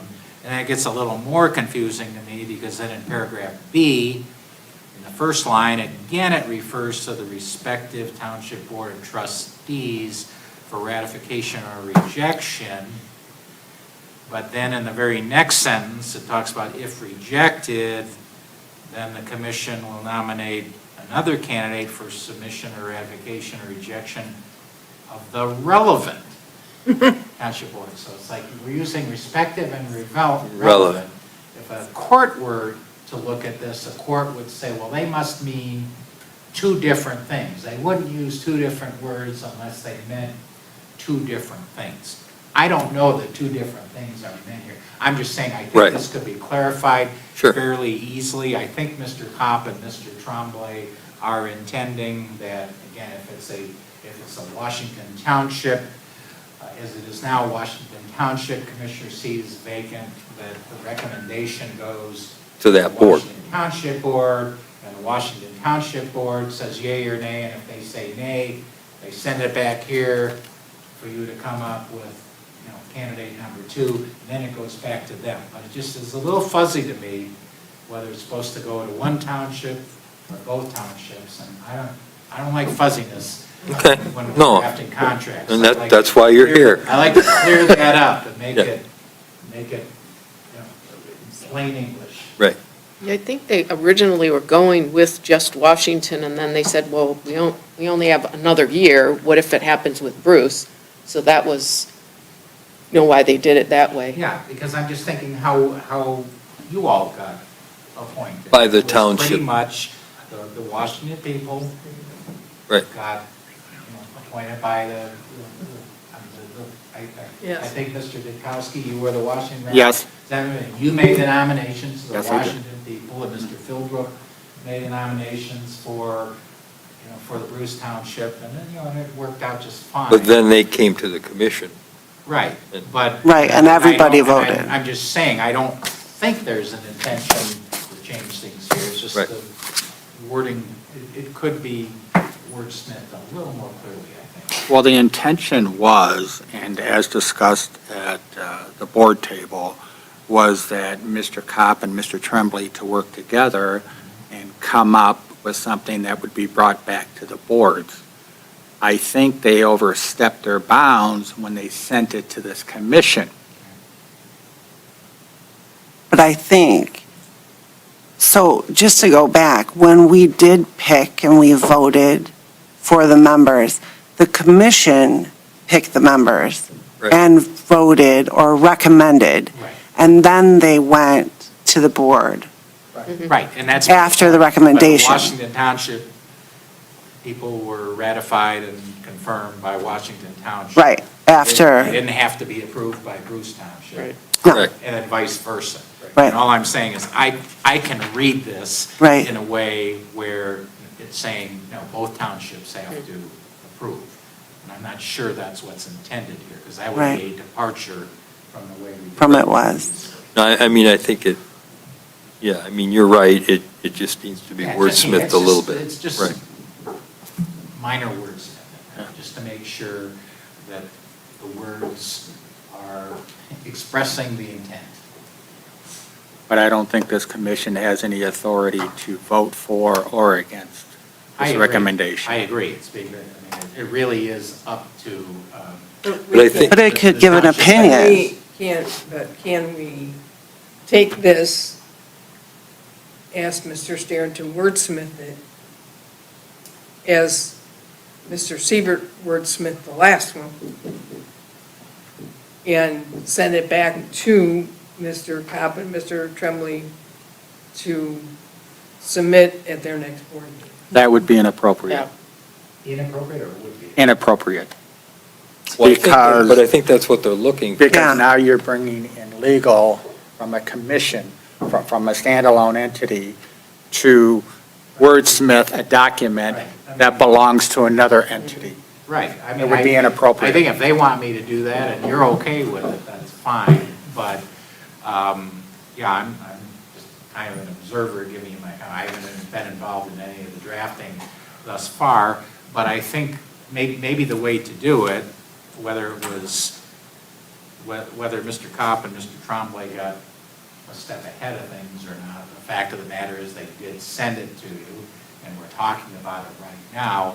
I don't see anything wrong with What if we were, recognizing the township boards have to act on this, but you're being, it's been presented to you, asking you for your 2 cents worth. If you want to give them your 2 cents worth or your nickel's worth, you can do that, and I would think that, you would say maybe your feedback to this would be that you believe there's some clarification needed as to exactly which township boards would be involved in the process. I mean, so what if we were to do the wordsmithing here, change the few little things, and send it back to them saying, this is what we're asking you? Didn't we Which- do that when we did the whereas document we sent to them? Wasn't that basically what we were saying? And then, Well, right, you had passed a resolution. I mean, I don't see a problem with that, just recognizing that, I mean, it's just completely advisory. They can Right, but take it and ball it up and throw it in the trash, or they can take it into account. But, just recognizing, I'm not the legal advisor. But I mean, I don't To either think, township, and so what I tell you is I'm Right. advising you, but my legal advice right. carries no weight. With them, With sure. the townships, and they can. But I think they're Take it or looking, I not think take they're it. looking to us to provide, they want our input. They're asking us basically to provide them, what do you guys want to be able to operate? And I think that's what we're close, very close to giving them again, as kind of we asked last time, and then things got kind of changed, and now they seem to be back very close to exactly almost what we asked for in the first place.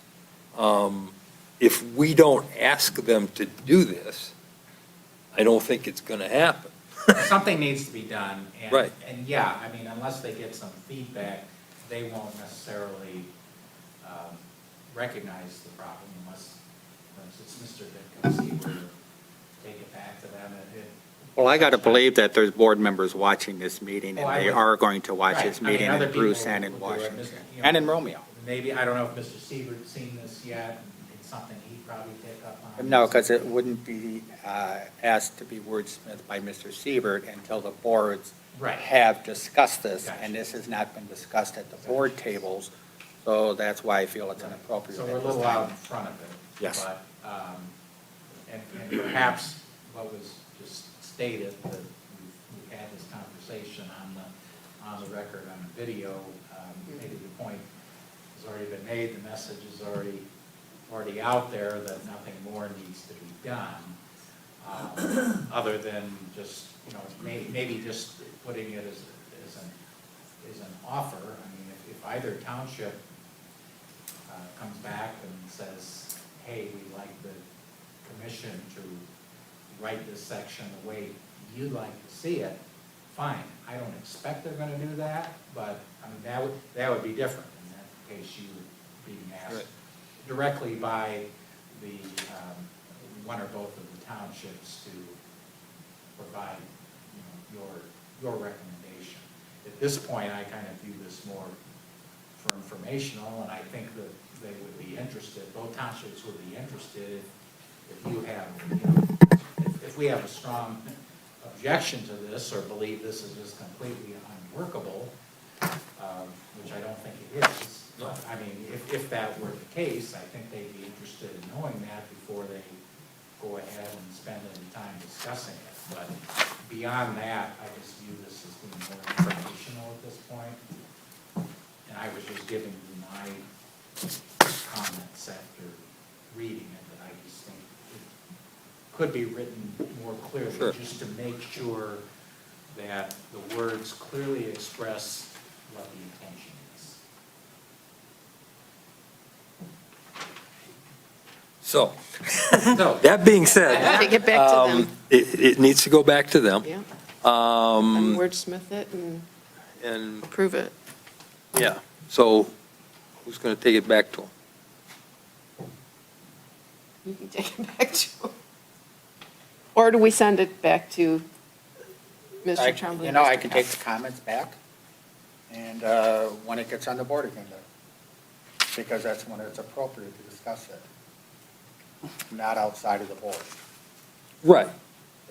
I mean, for Washington Township, but it's not inappropriate for us to discuss it. I mean, what Well, you this can't is, take any action. No, At any but- point. right, but what we would like to see is basically this, so that we can move on. And I'm sure there's board members on both sides, you know, and I don't mean side, I mean two different boards, right, that may have different input that they want to see in here. So this thing might get expanded or contracted, I don't know. I don't have a crystal ball.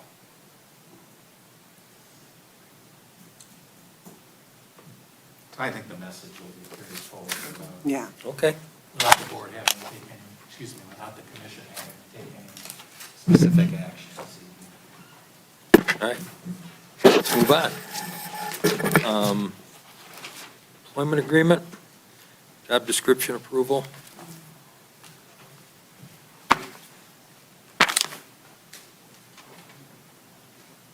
So I have one. Yeah.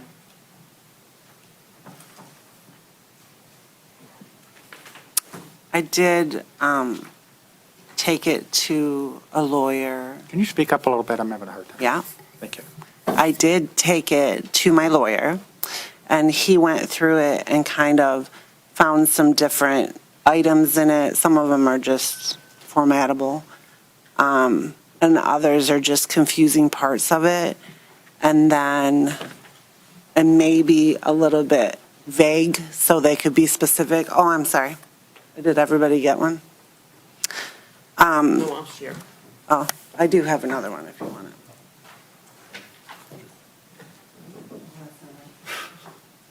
Do you by chance have this electronically that you could send to us and we can look on screen too? And you send the file to everybody. Yeah, sure.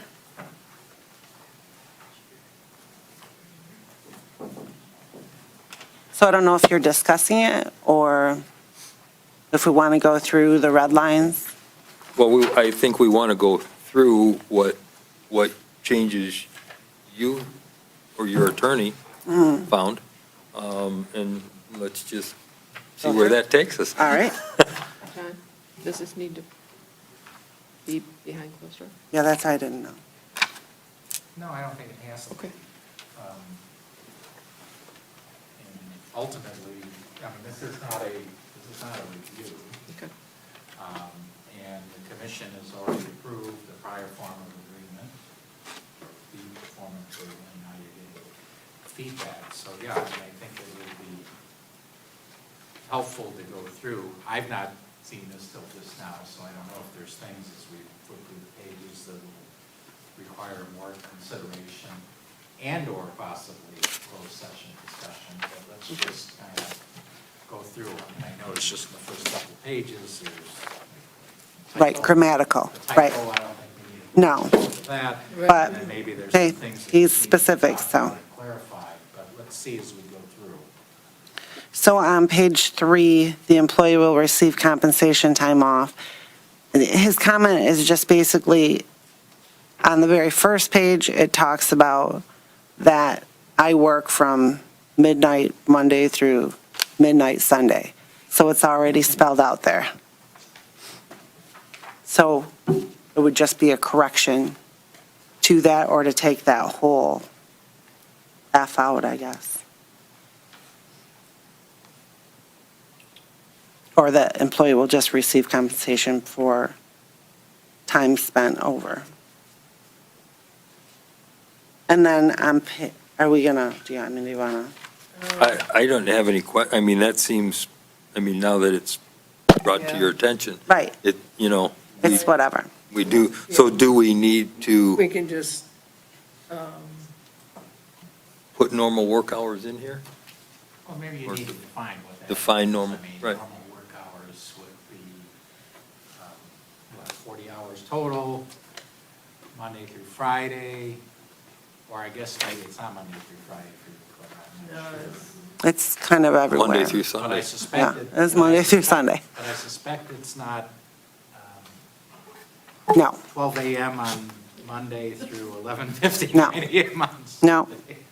it normally doesn't do that, but there are different times, or, you know. Right, and I think that's probably the intention when this was put in there, is recognizing yours is a traditional, 9 to 5, Monday through Friday Right. office job, but rather depending on the programming and the event, it could be any day of the week, it could be morning, it could be. So you could just put in there hours. But I think if we focus Over a less on certain- Grammatical. less on the days and times, Oh. and more on maybe the hours, whether. The 40-hour work week. Right. Standard or whatever. Right. And, and define normal working hours as meaning a 40-hour work. 40-hour work week. Right. Okay. Yep. I think that was probably the intention here, just, again, because Clara doesn't have traditional Right. Right. office hours, it's a little tricky to write. So page 4 is, again, just redundant, I guess.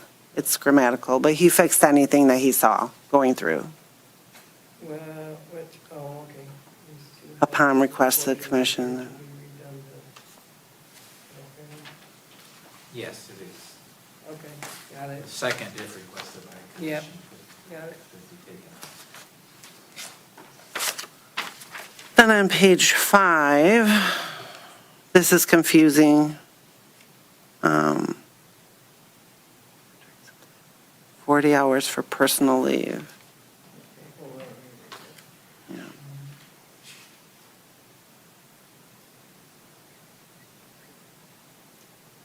Oh, I think it's the monthly basis, right? So I'm just allowed 40 hours personal leave per year. Oh, yeah, okay. I'm not quite sure when we discussed that, because we did go through things, whether maybe something got left out of there. I mean, the 40 hours. Yeah, was leave it, per was it year, prorated? But Yeah. did we have some discussion about, like any limitation per month? Right, proration throughout the year. Right, Right. or right, Yeah. that they get allocated through I the think it year. was like to be, The idea is you can't just like take the first 40 40 and days of then- the year off, Yeah, right? right. The idea was, no, you get so many per month, and over the course of the year, it adds up to 40. Right. So if that is the intention, we just need to more clearly state that. I don't think there's any dispute here, but I would agree, the way it is currently written is confusing. okay. So it should read each fiscal year.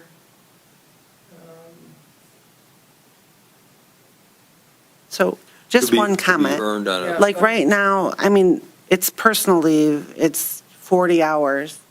If my personal problem happened on April 2nd, who cares, right? Does it matter if I Oh, take no. my personal hours? Like, that is the thing, right? I should be able to take them anytime I feel personal, or, you know what I mean, something happens. Maybe I'm not sick, so I can't use my sick days 5 in a row, but it's my sick, or my whatever. Like, it's not something I could get a doctor's note for, but I need That's the that idea of personal time. days, is it's Yeah. not Right. sick days, it's not funeral leave, it's not. Right, so maybe it doesn't matter. Yeah, maybe we don't need it at all, just No. each Well, fiscal year. You could, period. I mean, if that's the way you want to Yeah. go, then you could just end, under P, the first paragraph, first sentence, just end the sentence after fiscal year. Right, yep. And That's- strike on a monthly basis. yeah. I think that's fine. Yeah. I'll fix the other typo. And then, on page 7, the thought process that if I'm going to get terminated for any reason without cause, that instead of just 30 days, because I've been here so long, that it could be 90 days. And then In paragraph 1, you're talking about? in paragraph 1, yeah.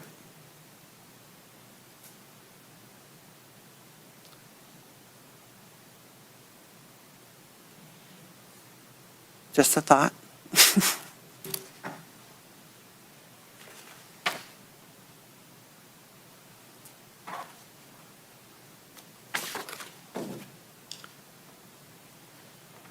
Is everybody's thinking? Oh, no, I mean, I'm okay with that. Okay. The, in number 3, what is the "and" at the end of that sentence for? Or maybe, Because it's 1, 2, 3. oh, it's 1, 2, Four, 3. so Yes, 4 things. Oh. Oh. I got it. Okay, I got it. And then termination for cause. So to have a little bit more description, I guess, as determined on the case-by-case basis through mutual discussion between the commission and the employee.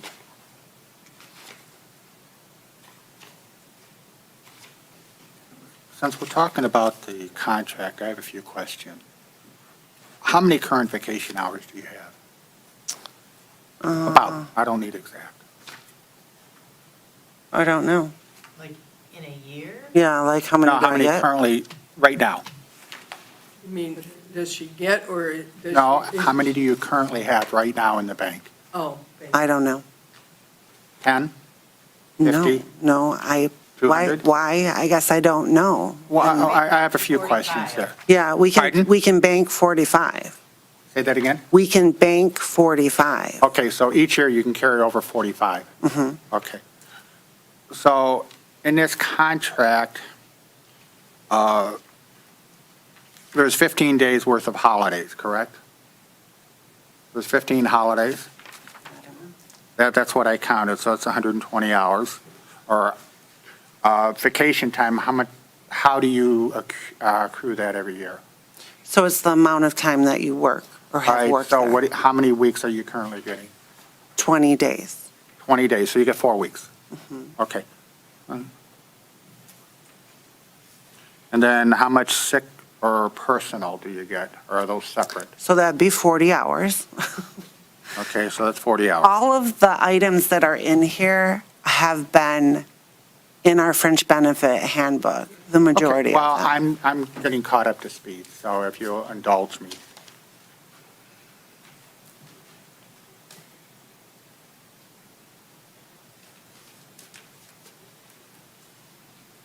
Okay. So C was added. That's not a correction, that was added. The sentence, the part that's in red was Yeah. added. Was added, yeah. Mr. Stern, would this be more appropriate for you to review as you have just received it and bring it back to the commission the next meeting with your recommendations? Yeah, that's fine. I'm reading it as we're going through. Right. I think we should probably continue, right? But, And then you can still I take think the it? commission, I think we should be going through it too, just before, I mean, you know. yeah, I mean, I have no issue just going through, but it might be, might not be the best way to handle it, to Right. I mean, we can just necessarily look at it now. approve things as we go through Right. them, or approve the whole thing, but just to go through, just to understand it, and then, as Mr.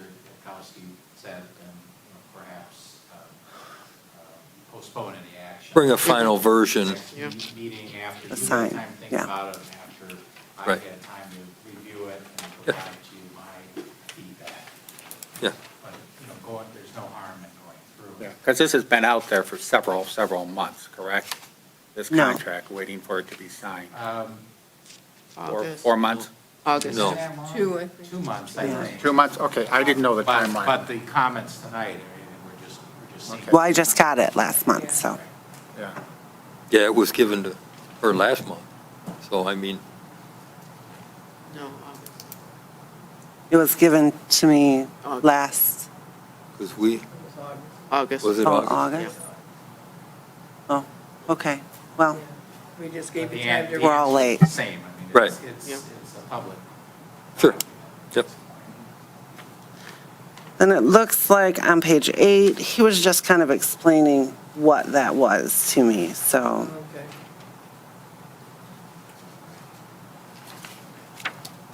In On page. page 8? On page 8, where it's red? That looks like that's just a comment to you. Yeah. Yeah. It's not requesting a change. Consecutive. I don't have anything on page 8, that's why I have a blank. You don't have. Oh, I have this, that's my page 8. I go from 7 to 9. okay. That's why I said. Here, It's all right, I got it. It's just different.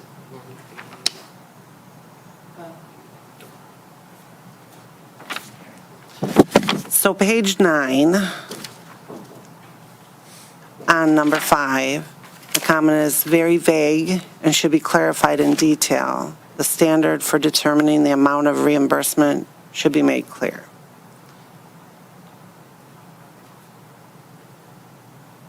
I think these are leading to, if the commission, if I understood it, wait, this is very vague. Claims owed to the employer result of employees. I guess the whole thing was like, I shouldn't have to pay if you're coming after me, but is that part B or part 5? I think this, to me, and Mr. Starren, I'm sure knows better, but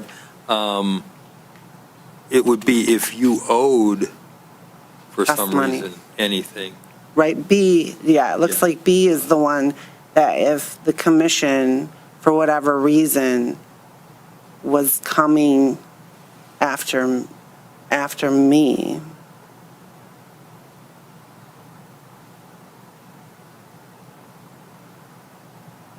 It made so much sense when he explained it to me on the phone.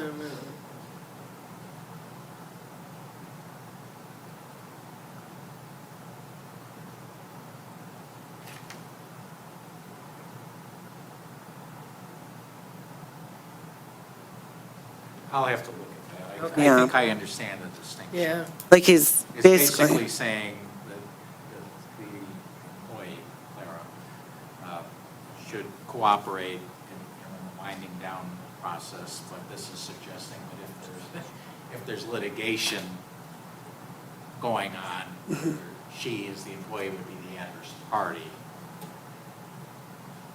she would not be contractually obligated to cooperate, but rather right, let the just court reasonably, process- right? The court process play out.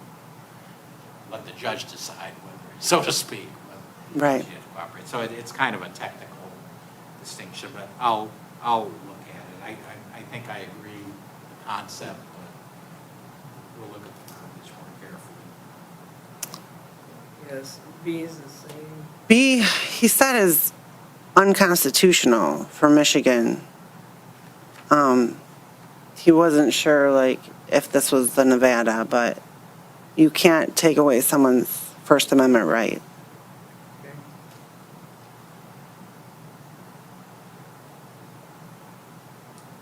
And then D, this seems contradictory with Section 8B. Yeah, okay. So the same.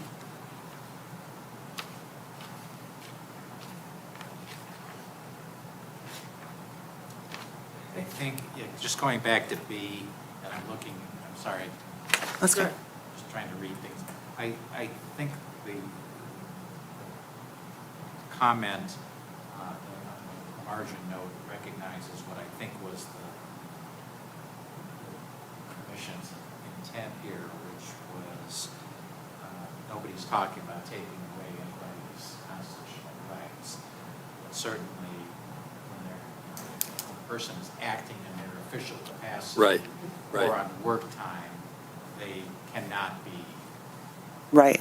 Right. doing things. In the first instance, telling someone that in order to be employed, you give up your constitutional rights, that is unconstitutional. Right, exactly. Telling somebody that when you are holding yourself out in your official position or you're on company time, that you can't do these things, that's perfectly legal, and I think the attorney in the margin recognizes that.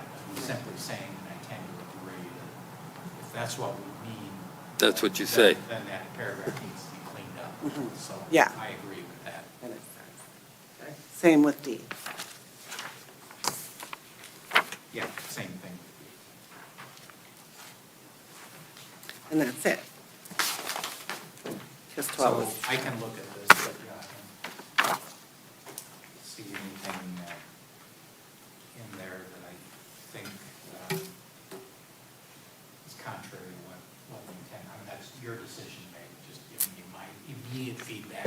I'll give you my thorough feedback before the next meeting, but these things strike me as fairly Yeah. minor, non-substantive changes. Okay, so we don't need to do anything right now. Other than, I mean, I'll just take it as a consensus directive unless somebody feels the need to move, to refer it to me to be brought back at the next meeting. I mean, No, you go for it. I got that. Go for message. I don't need a motion to tell me that, but just let you know, that's what I plan to do. You do what you do.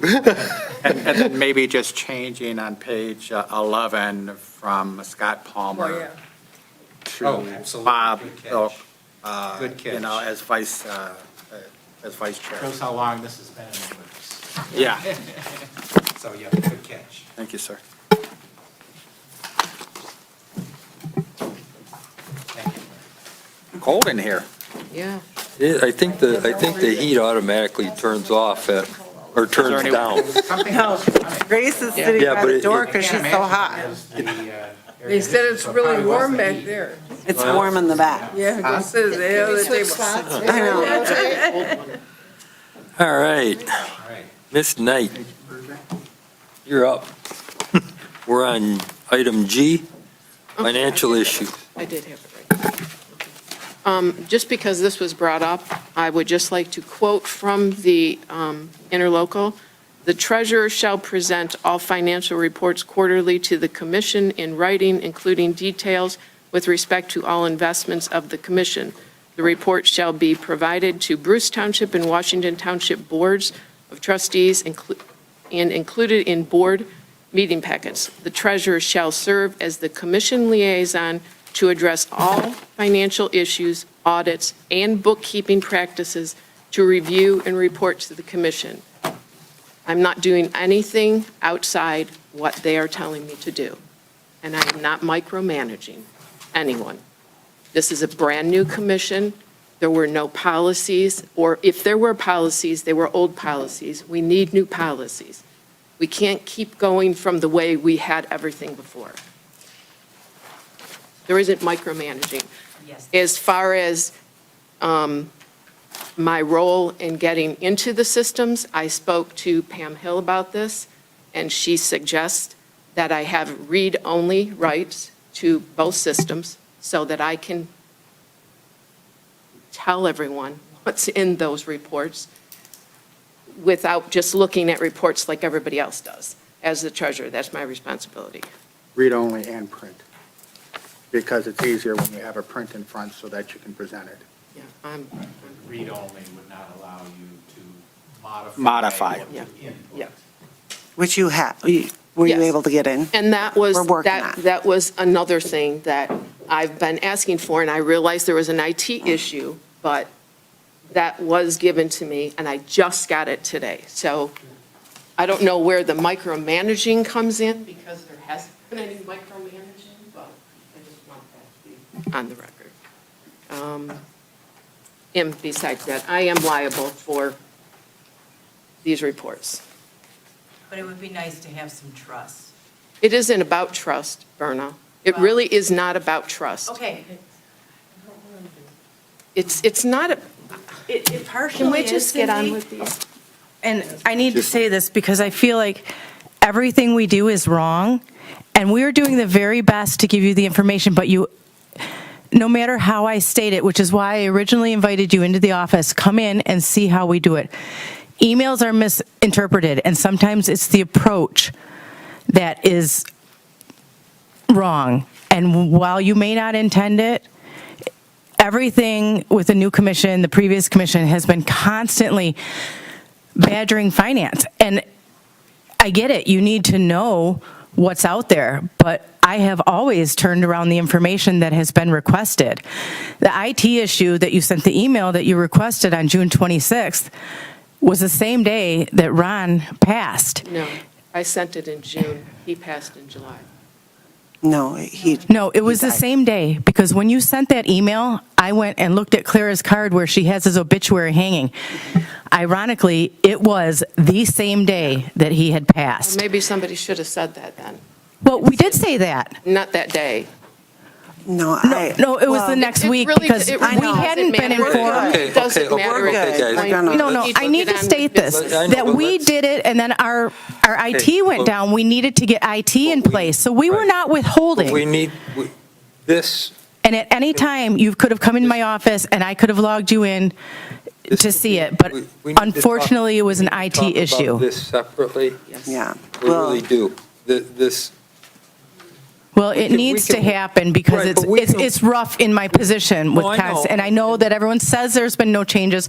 The previous but- commission had well- changes, and now we want it this way and that way, so Well- I will be thankful when the policies are out, Right. and I know what I'm supposed to follow. right, and But all I can do is my best and follow the Berna, requests that you are asked of me. doing- You're Nobody's- doing a good, honestly. questioning I know, Doing good. I'm juggling everything, and I'm nobody's doing, questioning that, okay? It's, well, just take it from someone else's point of view, Right. that it is a lot sitting on my end when you get it constant. right, well, I can't we, ask any questions. we- That's the bottom we line. need to all work together, and if there are issues, or you feel something is not being provided or whatever, either one of you, come to me, come to one of us, go to Clara, Clara can Okay. come to us, and we'll talk. We need to talk, the lines of communication need to stay open between everybody. And that's, I mean, that, I've seen that in too many other instances, too many other places where communication gets shut down and then nothing happens. So, Well, my door is always open. I know. And I don't think anything, I mean, I don't know all the conversations, so I'll leave it at that. So, but, next up, Okay, which one was on the check Check signing signing. and Check post signing. audit policy. there? All the changes were made from our August meeting. They did go to Pam. John, now you talked about this. Pam really didn't make any changes. No, she really asked questions. Yeah. She made changes. And I think that just is in their role, that they can't do that. They're a service and they can't really, They're careful. yeah. They're very careful about not. They would like you to hire them to do something well, else that that's doesn't. part of it's not it. part of the. But they also don't want to overstep their bounds. Yeah, that's Right. what it is. Or be perceived as they're telling you what to do. They want to just ask the question, perhaps provide some guidance, but leave the decision to you. Whereas my role is a little different, where you say, you know, John figured this out and write it out. And I do, or I try. So I get it. And I think, Cindy, she just had one or two comments on this one. And it seems like the principal thing that Pam Hill said is she comments that she thinks it's unusual where the director or someone else in management is not a check signer. Whereas I think we have it set up, or at least trying to set it up, where the check signers are sitting up here. So she's just posing that completely up to the commission, whether you want to keep it that way, or whether you want the director to have check signing authority, or someone else in administration. Yeah, we were just following what the interlocal said. Exactly. And I don't know, I mean, it's not a legal question, it's, I don't know if this creates Yeah, I mean, I operating don't difficulties. need it. Or whether it's fine to just have the commissioners. I'm good. Be responsible for the check signing and keep. I think it's Right. good to have us, I mean, that's the way the townships do it. Yeah. Um, I do, Works. or I don't know if it's my turn to ask a question. But Always. Oh, yeah. Just what, like Cindy and I were talking last night about, obviously, our issue, which I continue to talk about, is just having our checks signed once a month.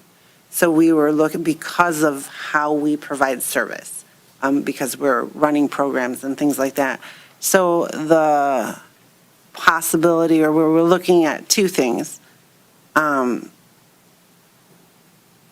is coming up with an amount, for instance, for our, we're not exactly sure how to do it, but if we're looking at a program, and a program is, they're paid, they do a summer camp for us, the high school basketball team.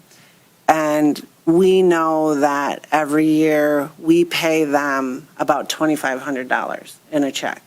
So then I would have a list of those checks or those programs to say that, I'm allowed, or the board would approve that once you look at it, that I would be allowed, or we would be allowed to write a check for no higher than $2,800. And then if it did go above that, then that's when it would come back to the commission. But what that does is it gives flexibility to continue to, because the checks are signed once a week, we can send those out at the same time that we send our utility checks out, and we're not waiting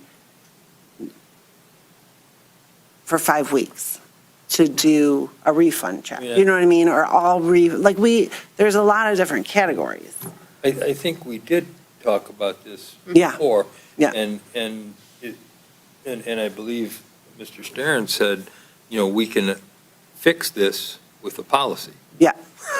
So, Yeah, I mean, I think what Claire is talking about probably relates more to the purchasing policy that Yeah. we'll be getting to. But Oh. I'm hearing, I mean, in terms of what things can be approved or authorized at the director level without having to wait for the monthly meeting, that's really a separate question from who I just thought it would be checks. here because it, isn't this, wherever, I'm not picky, Yeah, all I'm but, saying, I mean, what is our check cycle? Is it once a month that we sign the checks? We're signing them weekly, We're and it's, So that, I mean, I would think the check signing policy then is probably not a problem. Your concerns are things that we could address differently or better. through yeah, but the purchase. checks are being signed, but we're not going to be able to send them out because the Open Meetings Act says that the board has to prior approve before They're that. signed weekly, but they're not sent. I get it. But if we had a policy that if a program is approved by, that's exactly what we were talking about last Yeah. night. These brochures come out every 3 times a year. There's no reason why we can't put that together, sit here and say, all of these programs, and maybe do it together. Right. All these programs are going to be here, we approve these programs, so when we the approve checks come. payments for Yes. these, So- that's the way to do it. Yeah, Rather than requiring, on a one-by-one basis. right. I think that's going to be hard. If we can identify those programs. Mhm. those Well, they're in the budget, or do you know? And then, yeah, I mean, the commission can approve them so that when the time comes, or you can authorize those payments, so when the time comes that you have to make the payment, you've already got the approval to do so, rather than after the fact. Right. The authorization before, and that would seem to work. Yeah. And then the paperwork would just follow. Exactly.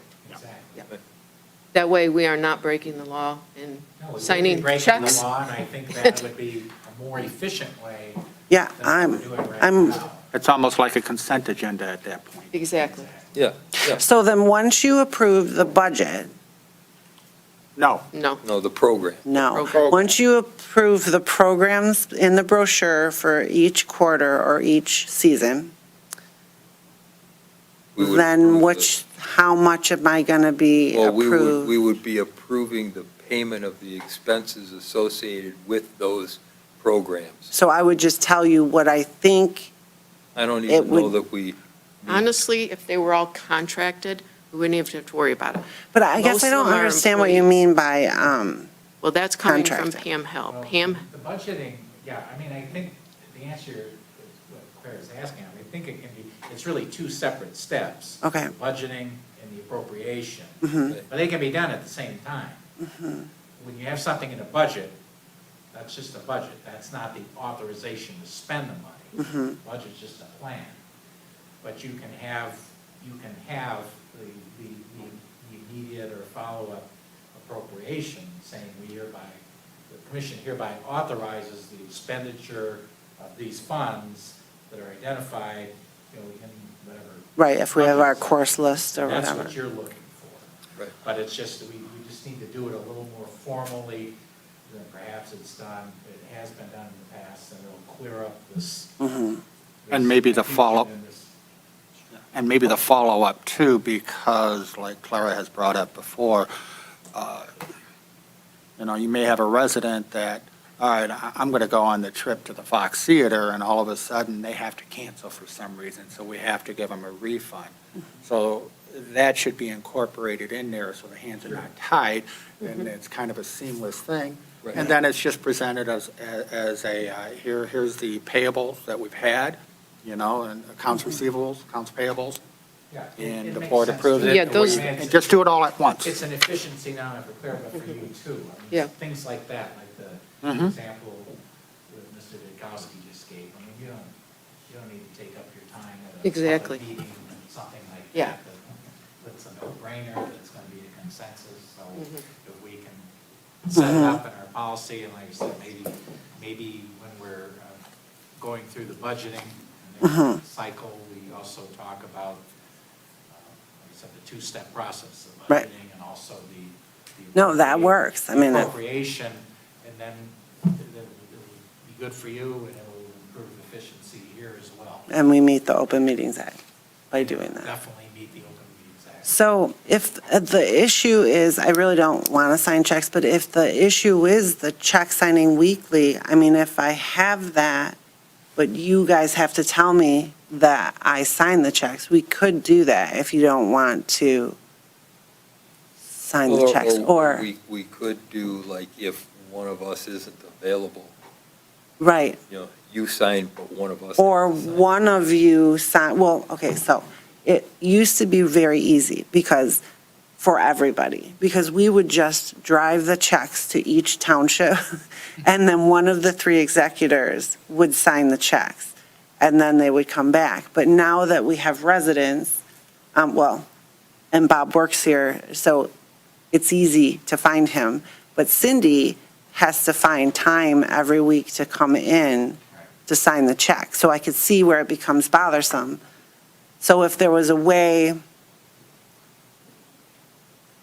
to make it easier, I don't know if it's a stamp or a one person, but you give approval and you're telling Bob that you approve too, so he's signing off on it, so that it makes it easier.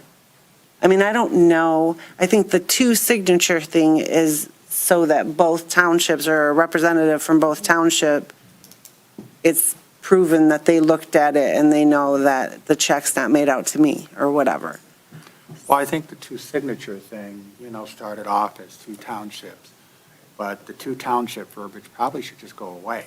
And you should have two signatures on there just to cross-check each other. Yeah. It's a security and Right. safety measure. Well, I know, but we used to do it where you could email us, you went through them and you would email your approval. And then, The because checks the would get checks were printed. signed by while we were in the but process the of checks getting were this. signed by the township, and they were not followed properly. They were signing those checks, and they were not approved by a board. Okay, well, I guess what I'm saying, again, we're not going backwards. Yeah. But so now, I mean, we know we need approval. The approval is more important than the signature. I mean, I could not read your signature and you could just put X, but as long as we know it's you, or we know it's you, what matters is the approval, that's why they're stamps, right? I mean, that's why deputies can have a stamp and stamp for their treasurer, right? I mean, Well, the way our deputy treasurer works is. Yeah. I sign my own name. Oh. Because I have the signing authority in the treasury. oh, so you have that, right, so the authority to do it, But there, I mean, there certainly are organizations where it's, yeah. I'm just trying to make it when you easy, get your, like, when you get your federal income tax refund, it's not signed by the treasurer. Right. It's a stamp. yeah. I mean, I think as long as the approval is there and the understanding, if that makes it easier, I don't know. I I mean, just think we should go to every 2 weeks like they had it before. Yeah, that's on the agenda for later. Yeah. oh, all right, well, So I mean, This one, this is just the check signing. That would be the one thing that I would want to see change instead of the review and approval, the weekly accounts payable. That is fine, we can still do that, so that the checks can be run. I verify over the 2,500, the ACH approvals, because that ACH was written by Mr. Philbrook and Mr. Providi, and the 2 townships took care of it. And right now, we don't have signers signing off on the ACH. What ACH?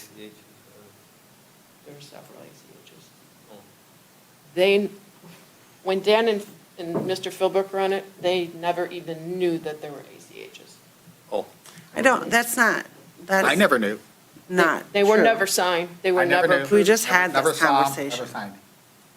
I've never, But there was a conversation because we had to back down an entire ACH because one of the checks you wouldn't sign, and it was on the ACH form. So that was brought up at several meetings because that wasn't done. We had to back down and I discussed this with Cindy too, that we had to back down the entire ACH. And she says the same, when you push a button to send ACH, they all go. And that was a thing with one of the checks that you didn't want to sign. We had to completely void out all of the ACHs and rerun them the following week. I'm glad Mrs. Knight's looking at that policy. But you can't say that. there was You no didn't signer. know. There was no signer on them. It's just been employees, and that should not be. Okay, Should be so some- we're moving with this. Yeah. would I get they- it. Would they not be they would be the same signers as on the checks? Well, they It's were- just a it was list. Still approved because the way it was done was through the edit list, so they had to approve the entire edit list. So the check wasn't actually signed, but if the edit list wasn't approved, then the ACH wasn't approved. Right? Because they're all on it. Right. Okay, so can I just Mhm. try to simplify Yeah. this? So what you submitted for this meeting on this check signing and post audit policy is fine with you? All of this is okay? You're making no changes to what's on? I think, let me see if the weekly was on there, because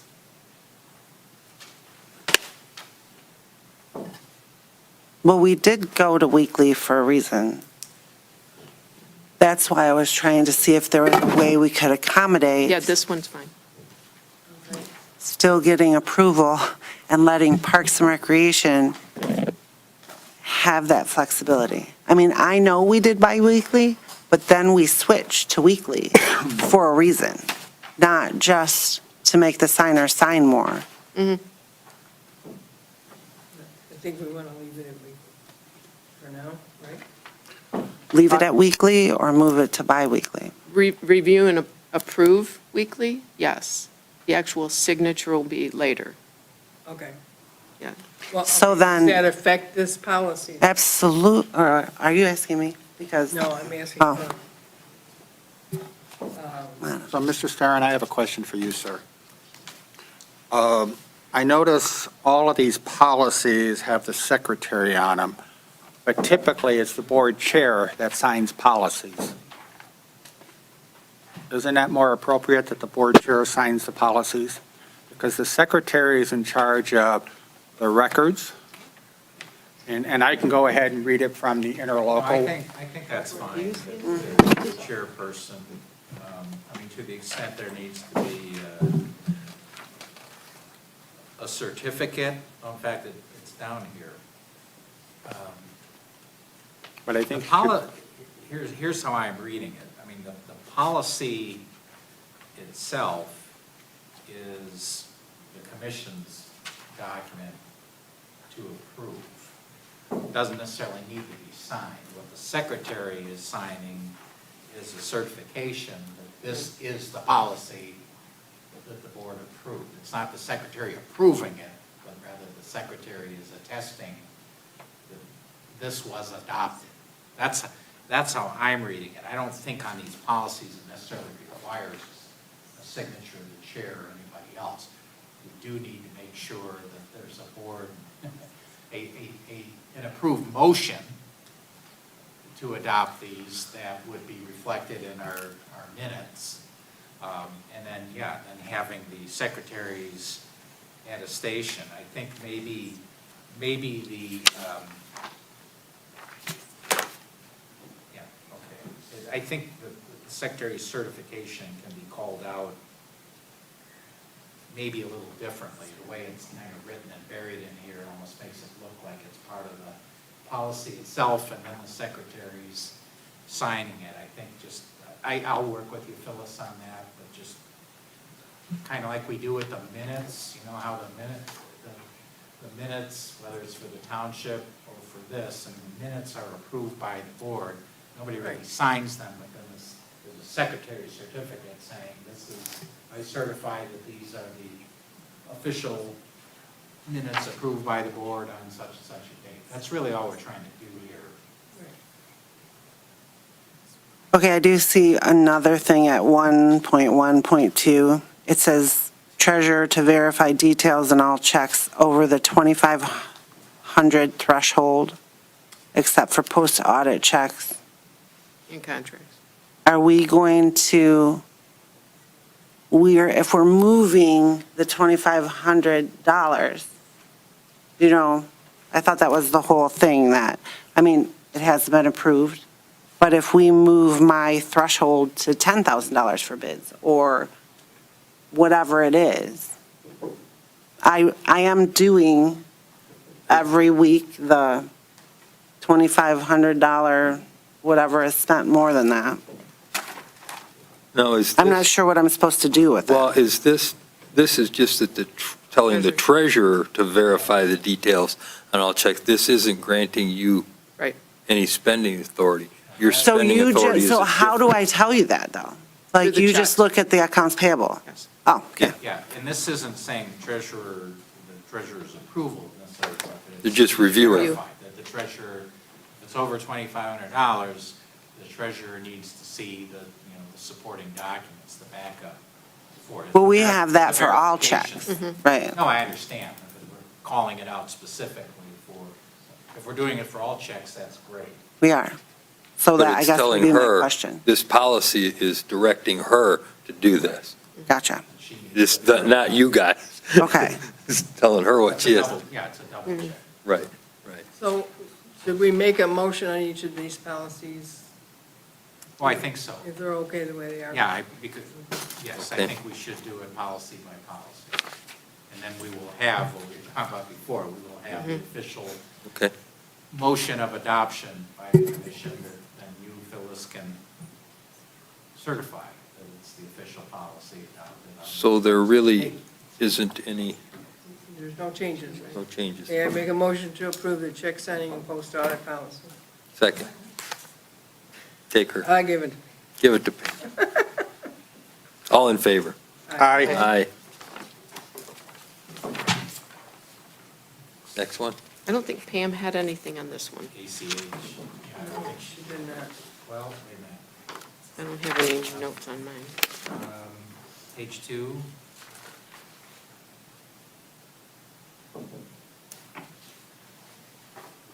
Oh, it's not really a comment on the policy, it's just a note from Pam Hill that as part of the internal controls, you will want to work with your bank to see what they require to set up a vendor for ACH. Oh.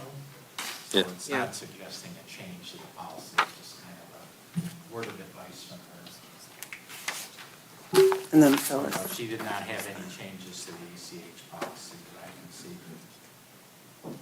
Make a motion to approve the ACH policy.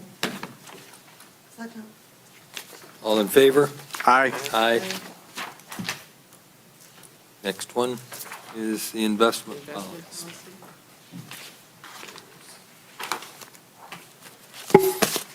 We did want changes from her on this one, but she didn't give them. Yeah, this is the one we really Yeah. wanted her insights on, and she kind of punted on it. What in particular, I think that you were looking, there's. The nothing on investment and page 2, maturity. But it was in 8 where we were looking at our, for instance, our percentages in, Mhm. what limitations we wanted to have as far as where the money would be invested. And, yeah, she punted on that, it looks like, or she She- didn't understand what she was. She looking did, at. she did give me the information on how to determine it. Okay. So Is this something we should table? Yeah. I was gonna make a motion to table it. Table it. But I was gonna refer it back to Pam Hill. But do you have what you need and it just needs to be revised? She wasn't adding anything to this, she just told me what I needed to look at. Okay. To invest. This is fine the way it is? This is then? fine with me. The investment? Okay, I'll make a motion to approve it. I think she makes the suggestion here that the best way to determine some of these, what the percentages should be, is to ask Clara or Berman to do Mhm. historic analysis of it, just to kind of determine what are we spending on these different things, and maybe use that as our guide. Yeah, that's what Policy she, should say. that's pretty much what she gave me Yeah. on how to do it. So that we only had so much money sitting out that's not invested. Yeah. And Right. something that was brought up last night, just so everybody knows, is Mike Tremblay had mentioned putting into a savings, so we're not sitting with that extra money. You know, we put it into a savings, so we're getting something out of it instead Right. of everything sitting in a Right. checking account. No, yeah, definitely. Yeah. I mean, we just moved some money into a 9-month CD for 5%. Yeah, she said the way to do it is to, just so you guys know when we get to that, is you look at when your spending is. Right. And you determine that from there. You can start off, with a couple of CDs and a couple of different banks, throw like 100,000 in each one, and then watch your revenue over the next year and just keep throwing more in there. And I don't mean throw, but Right. invest more in there and watching the rates, and also looking at some of the other securities out there that are available that we could possibly make some money on. Got a motion We on the definitely floor. need to protect that money, especially. Did you second it? I seconded it. Oh, sorry. All in favor? Aye. Aye. Purchase and bid policy.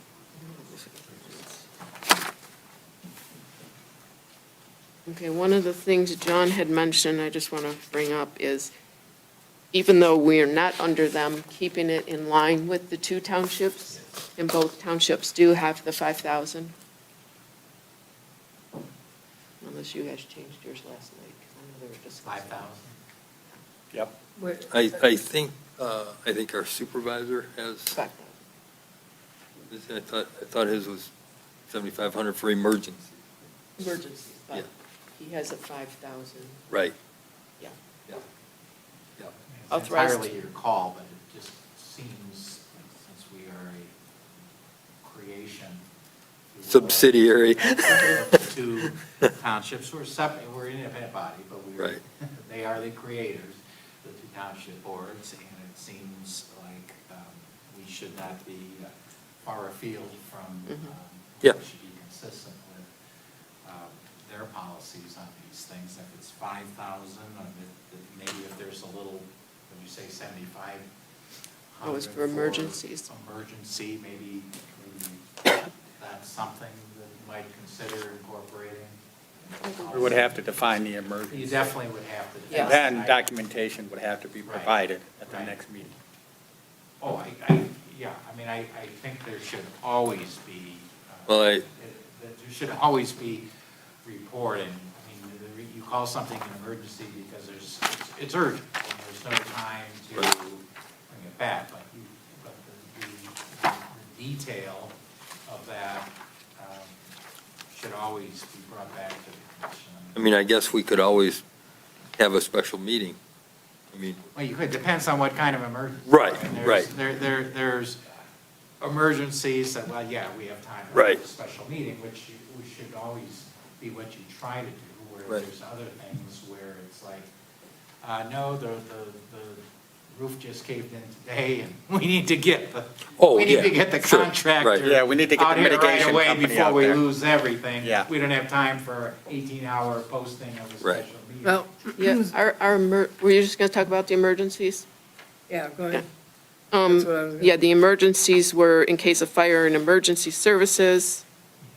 And then the other one was in case of water and septic. Right. Yeah, and those are great examples. You have a, sewage backup, or a flood or something like that, a fire, where it's like, we need to deal with this right now, this hour.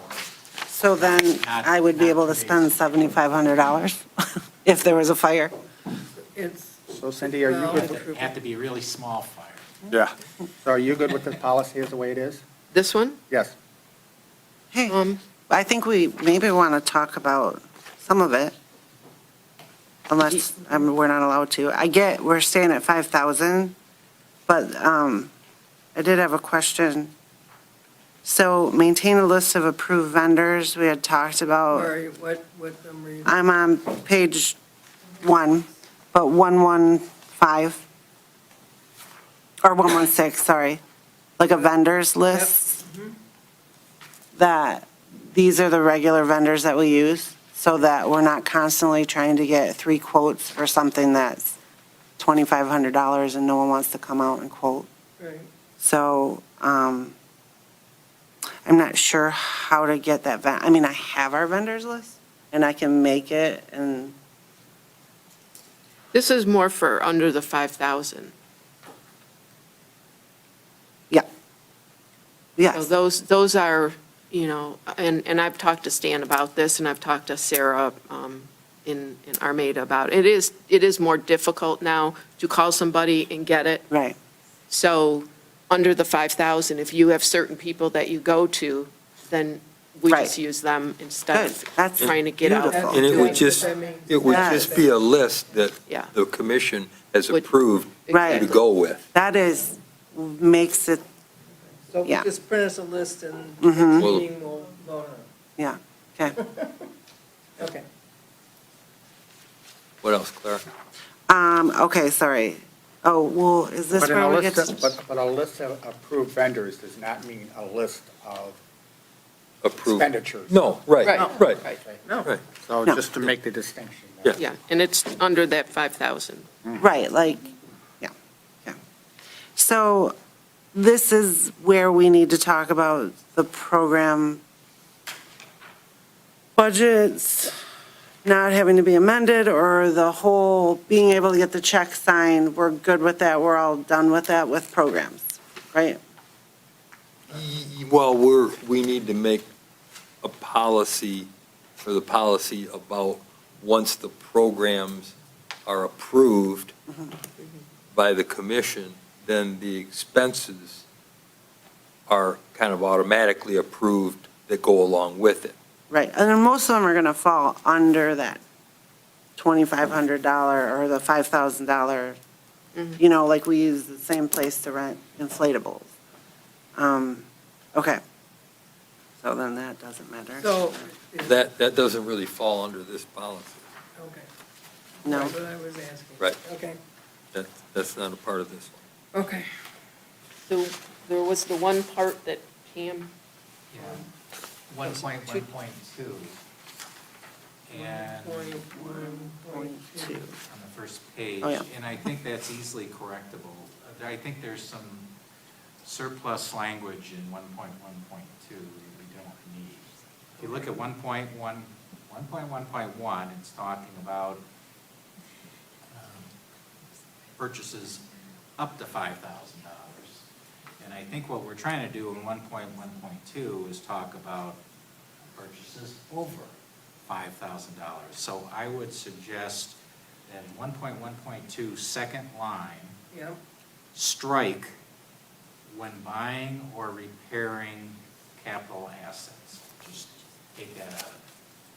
okay. So it will read, request Washington, Bruce, Romeo, Parks and Recreation, and Star Transportation Commission approval for any proposed purchase over 5,000, period. Got it, Yep, Just keep it sweet and simple. yep. got it. And that will address her concern. Okay.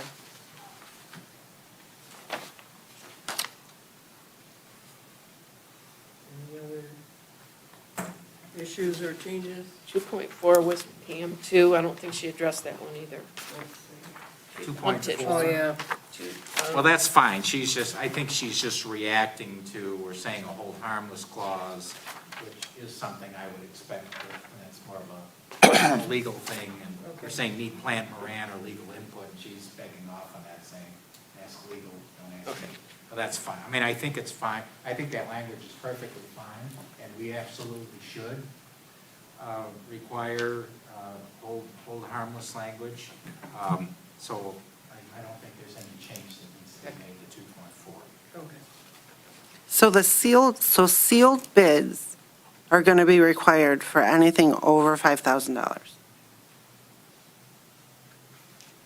What number are you looking at? Well, I'm at 2.5. Which one? 2.5. 0.5.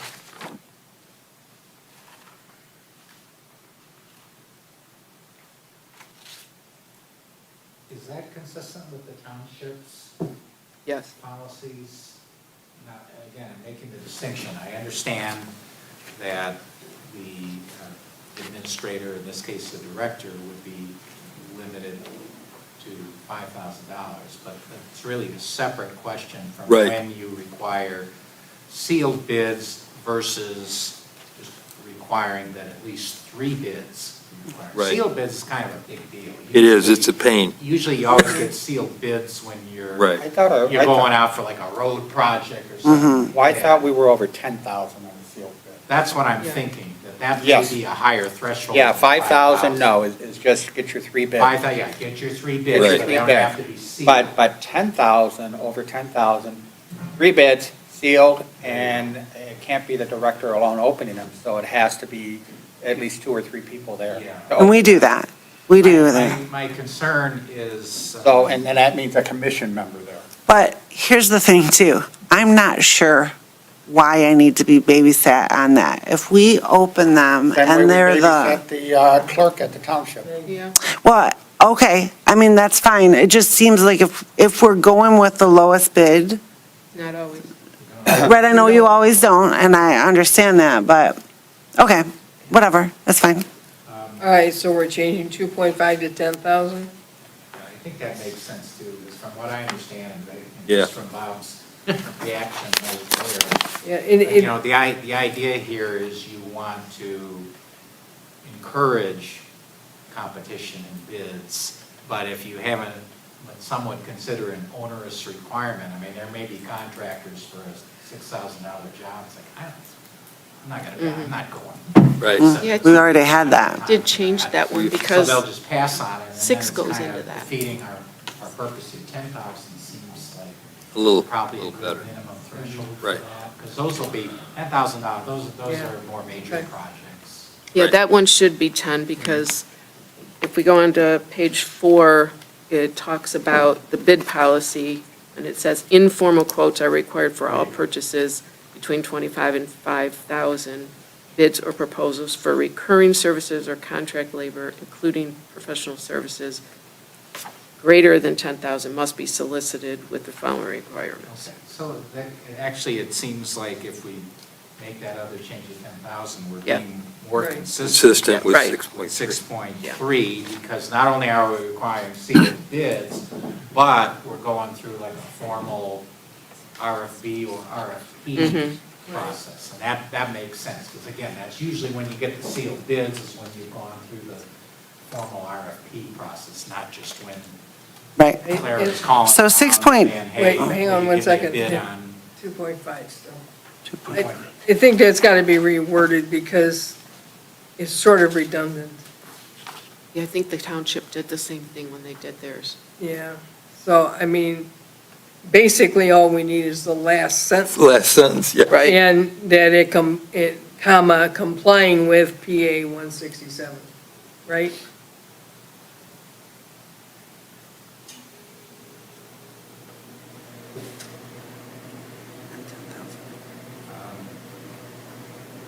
You see what I'm saying? Yeah, I think so. Yeah. Because it's a twofold, it's a 5,000 and a 10,000. And 2.5. Wait, 2.5 is 10,000? Yeah. The sealed, Changing. because that's We're sealed, changing the 5,000 to 10,000, right. And then Both the, places on 2.5, right? right? Unless you eliminate the first. Yeah, first but part. just eliminate the, let's see. You got to keep that sealed bid verbiage in there on 10,000. Oh, yeah, I see what you're Yeah. saying. Okay, all right, well, I'll, and then on 6.2, I'm sorry, one more thing. oh, sorry. With certain exceptions, do we have to define the exception? Well, the exceptions, except there are some, are defined. I mean, that's. They're in the that's in the referring to Public PA. Act? Yeah, it's referring to the They're in the Public Act. Act. Okay. So the exceptions are spelled out in those acts. Got it. And we're just Okay. saying, yeah, we're basically incorporating those. All right, go ahead.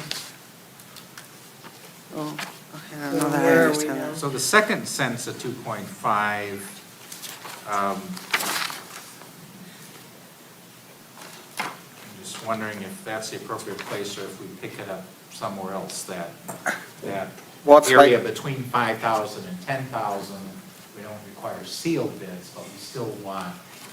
Well, that's on- 0.5 is written backwards, Yeah. okay? It's like the first part should say 10,000 2.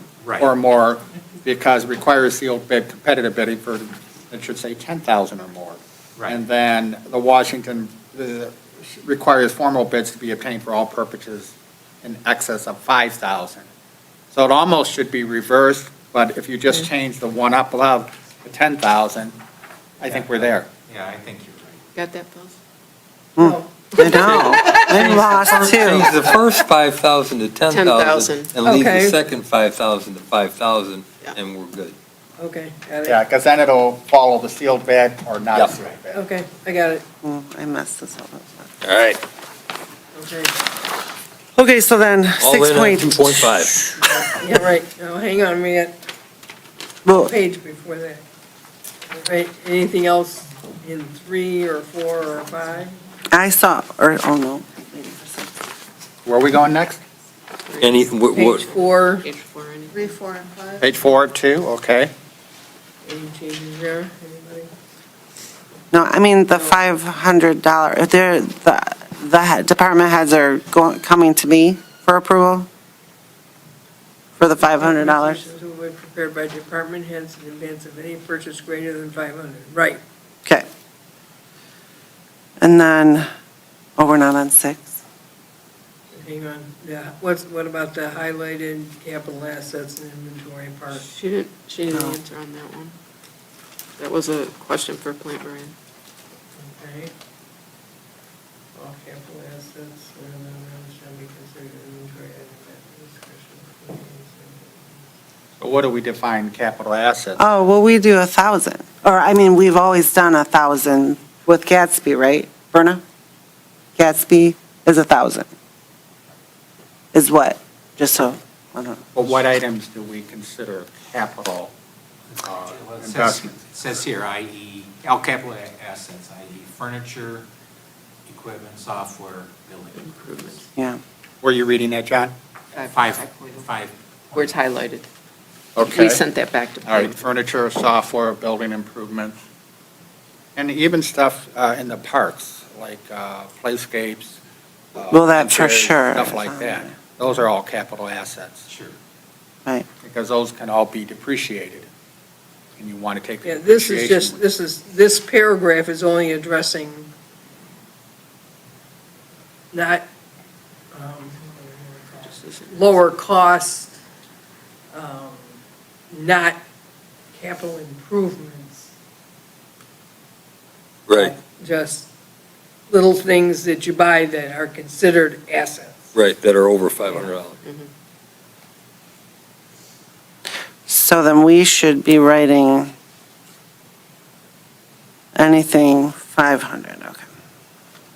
It's basically something that will last quite a while, and actually the IRS has a list of stuff. Yeah, we do that. We've been doing it with Gadsby and our It's inventory. basically anything that you can write off over time. Mhm. And if you can do that, then it's an asset. I mean, most of the playground stuff and the park stuff is over 5,000. Absolutely. Yeah, this is. Yeah, but like stuff like benches, they're $1,100, $1,200. Sometimes they just look at it and they say, okay, this was $999, but let's Can you- just take that expense in this year. Thank you. That's what Plant Moran had told me before. We usually give them a list of everything. Like, let's say we bought 4 replacement computer monitors during the year, and they totaled $1,200, but we bought them all at separate times. We would expense each monitor at the time it was purchased. We don't have to save them up for the entire year Right. to depreciate. So we take the full expense in the year that we incurred because of the amount and the way it was purchased. Reasonable, yeah.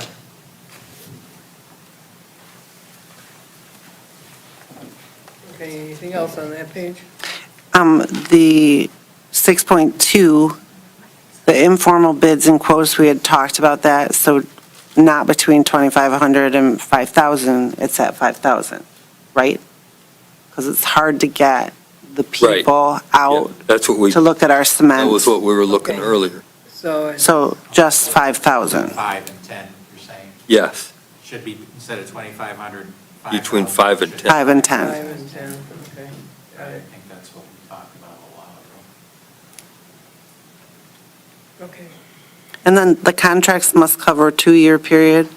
We've never really put a 2-year before. I mean, we've done like we do years, and then if we like it, we will look at it the next year. Like, for instance, grass cutting, we did the 1 year. why are we, I mean, I don't know. Him suggested longer.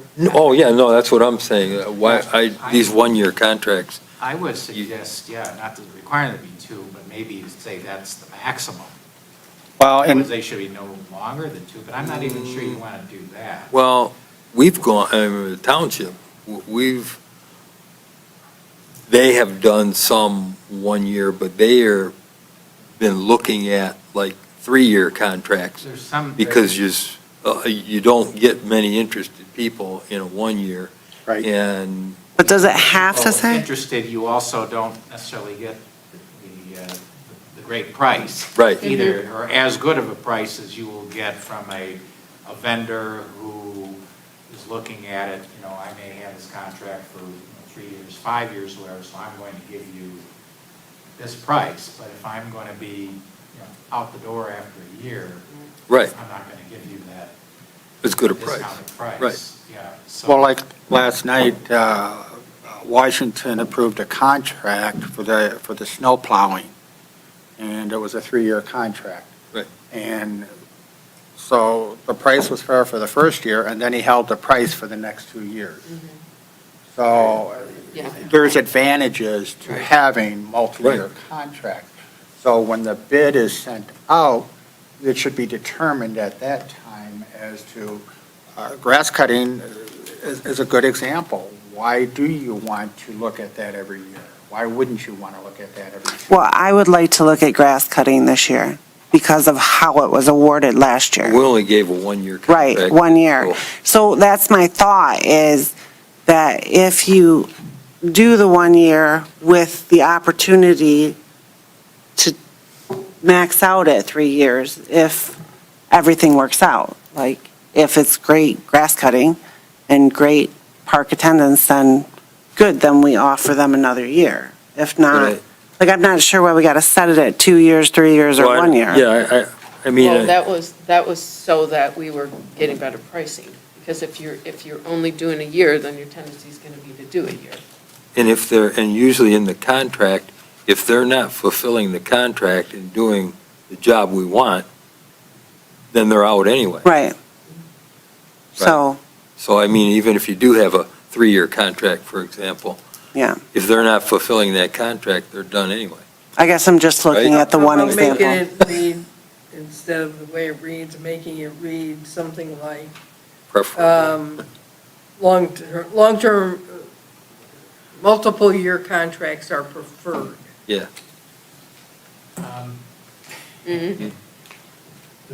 Or not. I don't like the way this is phrased either, because I Yeah. think maybe it's too limiting, and it kind of forces you to do Mhm. what it's not Right. do.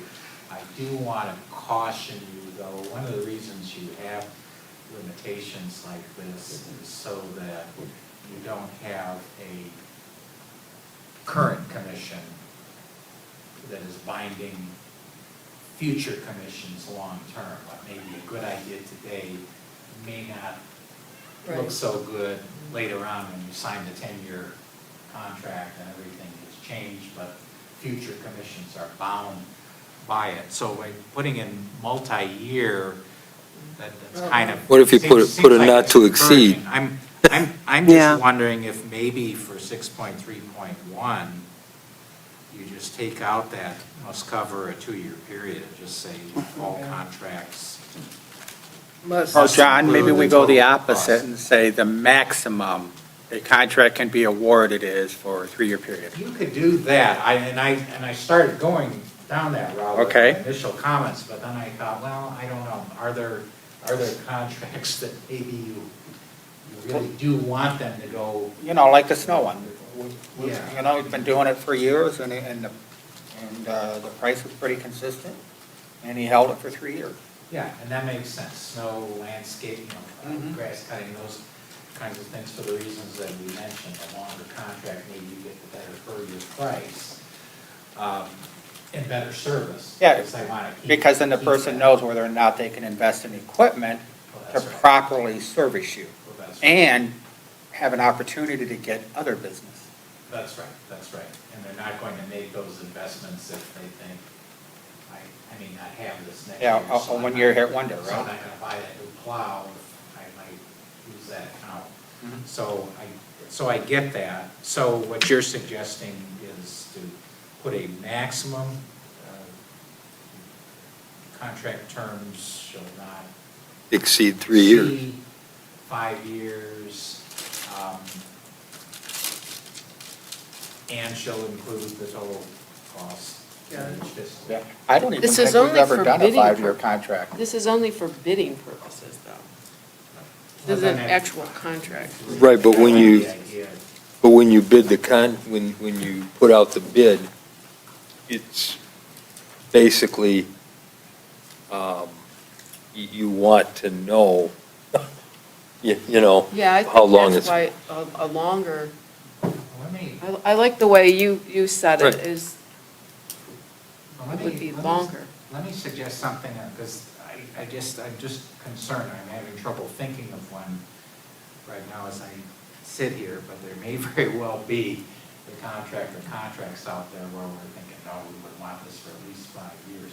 So maybe the approach to take is to put something in there that contract terms shall not exceed 3 years. Right. And then add in a caveat that unless a longer term is determined by the commission to be in the Best public interest. interest or in the best interest of the commission. Yeah, so what we've done is we've done a 3-year with an option of 2 additional 1-year.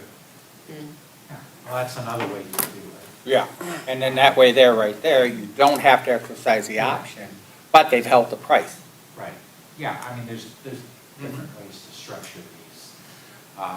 But I just throw that out there. There's a few different ways we can tackle this. Yeah, because this would just get us more bidders. If you're just going out and bidding and saying 1 year, you may not get bidders because they just, You want to maximize your bidders, Yeah. and you want to maximize your ability to get the best price. And there's only going to be a few contracts here that I see is Right. going to be like that. It's going to be the snow removal, the the grass cutting, and IT. Yeah. Problem. Most of the others are going to be a one-time thing. That's what I'm kind of thinking. Am I off base? Those are the ones that, whatever. Well, what are you thinking? I think that maybe not to exceed the 3 years unless something longer is Right. decided by the commission. Yeah. Because then it's That's nothing right. set, we can do 1 year. There's circumstances that, there's always different circumstances, so why set it so much in stone, like you had said? Right. And just kind of leave it open. Okay. Anything else? Sure is easier on the budget process. What's that? What's easier in the budget process? Having long-term. When you have multi-year, because you already know the established price. Mhm. Yeah, it was for years. Anything else? I think so.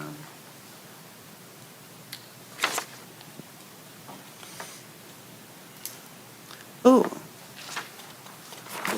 We need to talk about 8.1.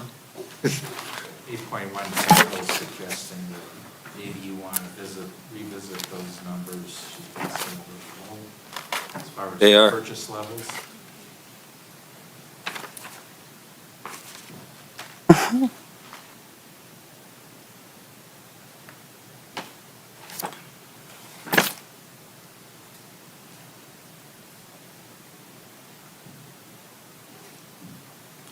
I don't think we're going to get this resolved tonight. So I might suggest I make a motion that we table this to allow Ms. Knight and Mr. Starron, and if they decide they want to go ahead and bring Plant Moran into this right I've here already tried. to review this, and then bring it back to the next commission meeting. That is my motion. don't we already have these? Well, I was just thinking, I mean, we've only got one page left to kind of go through. Yeah. This was agreed upon at our August board meeting. Right. We all agreed on this. Right. Yeah.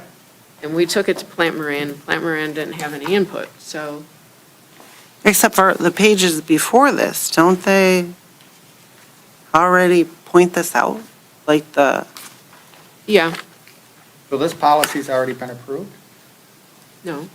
We went through it and made the changes from the Gotcha, original one. okay. We discussed it, but it hasn't Yeah. been forward. Right. The point that was discussed and every, kind of a straw vote was this is good, subject to getting Plant Moran. Plant Moran's I mean, input. it looks to me like on 8.1, maybe all we have to do is adjust some of these numbers to be consistent Right. with what we already did before, like where we bumped So we changed 2,500 to 5,000. 5,000 and the other one 5,000 to 10,000, There you right? go. So this would have to be written and brought back. Yeah, No. it still needs to Oh. be. Needs to be consistent we need to throughout tweak the policy. language, So we, There's three people talking at the same Sorry. time. I need direction. So, in this chart, the first line, With- All right, John, I have a motion on the table. It either fails or it gets called on before more discussion happens. I understand, was it seconded? No,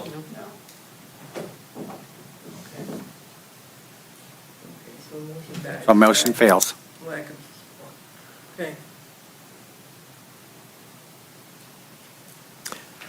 so again, here, I think what we've talked about is where director, we want to change that between 500 and 2,500 to 2,500 to 5,000. And then in the one below that, that is between 5,000 and 10,000. And then it's consistent with the, And then the last one is Pre- 10,000 and above. right, Okay, got it. right. It actually should be, the last one should be more than 10,000. Yeah, right. 10,001 and above. Or Right. 10, Yeah. yeah, 10,000. Okay. What?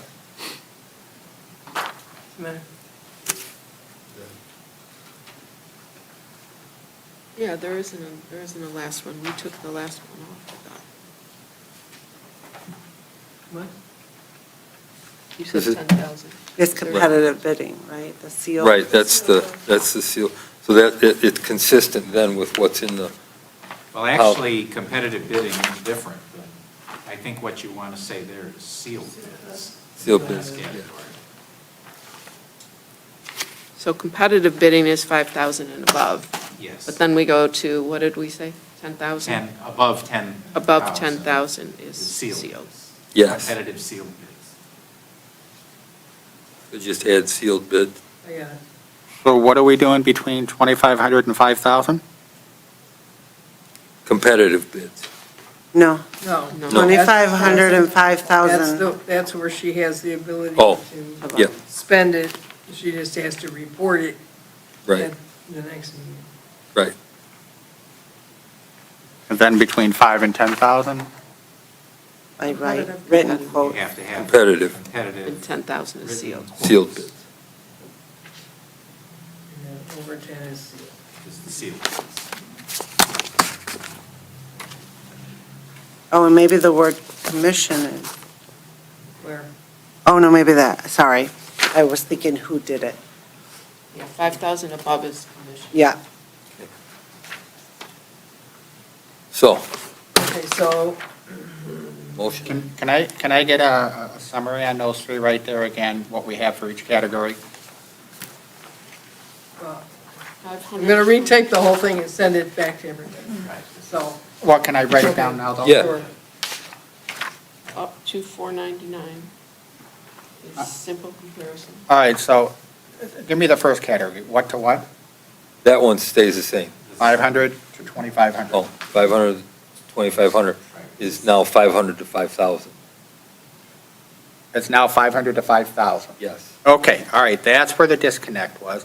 All right, and then the second one is 5,000 to 10,000. Okay, thank And you. then the third one is Above 10. above 10,000, and it's competitive and All competitive right. sealed bid. That's where my There you go. disconnect was, because I didn't have that Yeah. one at 5,000. Thank you. There you go. I'm going to make a motion. Easy peasy when you have the right numbers. That's right. I'm going to make a motion to table the purchasing policy until it is retyped and reviewed, and we'll have to look at it at the next meeting. Second. All in Kind of my favor? motion.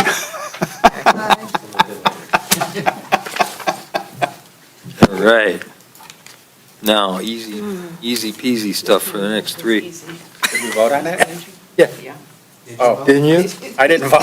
What'd you Oh, I'm want? sorry, I didn't. Yay or a nay? I didn't even hear it. I didn't hear it I either. second. Thank you, John, I didn't hear it. Seconded, I second. we voted. You guys move quickly, I didn't. Yeah, Yeah, he didn't hear it, I didn't hear it. So down on this end, you guys got to speak up. okay. So I'll vote I'll yes. look that way Okay. for, I'll vote yes. all right. No problem. Gas card policy. No, we probably won't need this, right? We would just need a Not with credit the- card with the policy. Pinnacle. It Yeah. would just be, so we'll, So we don't need this? no, We would need a credit card. We're right. gonna need- Yeah. Well, we're going to need a, yeah, well, this is going to have to be revised if we do the Pinnacle. Yeah. Okay. Because it's a credit card, but it's going to be a gas card now. Okay, so then. Gas then- card only? yeah, so Oh, well, So we, they go and get car washes and stuff though too, so, I mean, you might want to, It's a credit card, so, Okay, so you're I going to. make a motion to table it? table it. yeah. Both of them? So is this Cell just a phone. credit card Five and policy? six? No, just the fleet.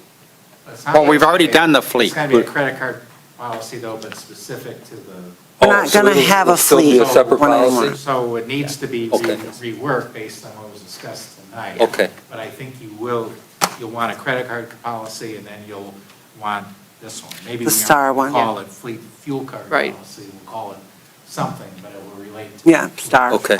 Or, Star. I Either or. seconded your We'll motion. figure out a better name. All in favor? Aye. Aye.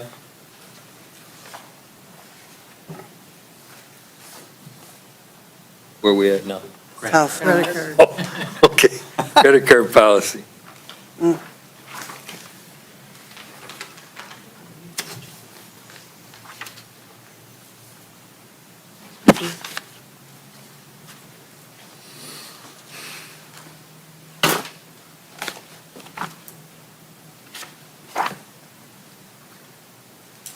I do have a question for you, Claire, on this one. Mhm. Not that we changed this, but you were saying you needed more cards. Is that just for Star? No. I think that for Parks and Recreation, it would be good if, pretty much, I could give you a list, like the department heads, so there's 4. Well, 3, and then Dory's.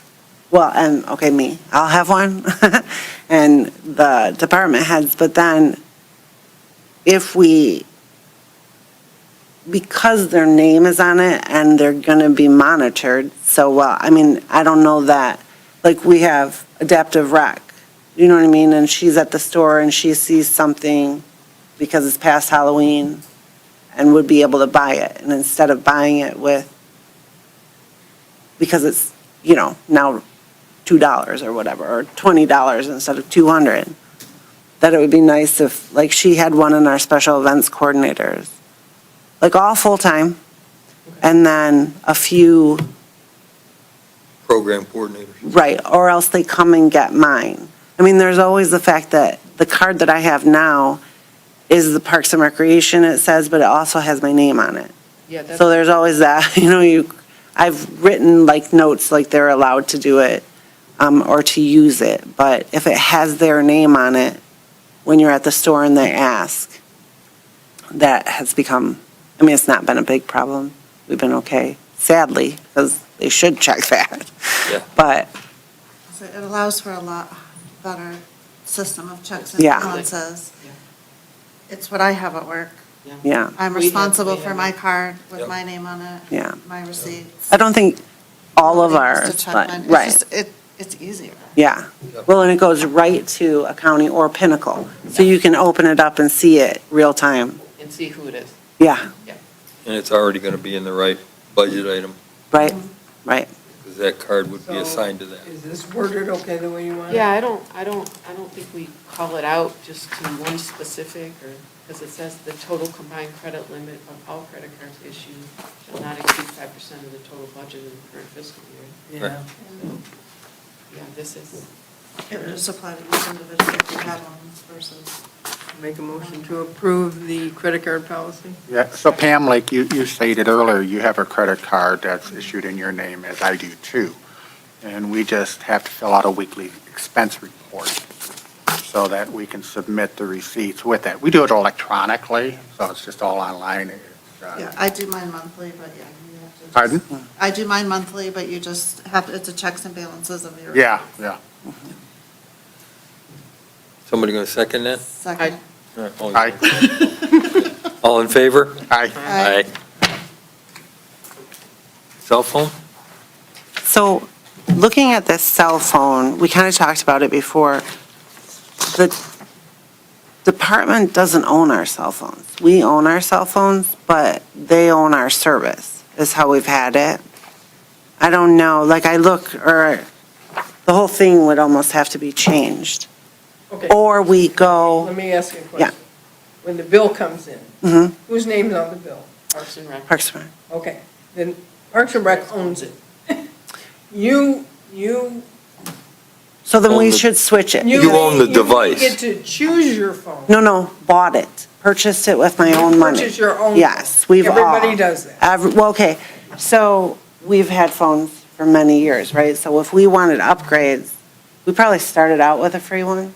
Or do you know what I mean? Like then when we Yeah. switched over to Verizon. But then over time, we've all purchased our own telephones. So I almost feel like, and really what would be better for Parks and Recreation, and just hear me out for a second, is if we even got rid of, and everybody just is stipend a certain amount of money so they can be with whatever carrier they want to be. And then, so like right now, we pay $50 for service. And so if I choose to go with a carrier and my carrier charges $100, I'm only going to get $50. And then that way, when someone leaves or quits, they walk away with their own phone. They don't have to worry about phone numbers. We don't have to release them. I mean, there is a process when somebody leaves.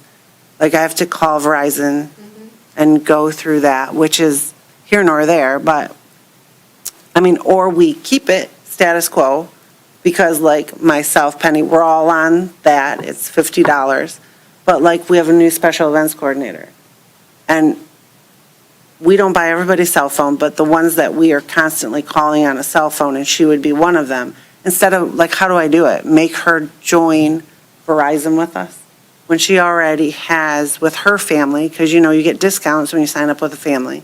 So then,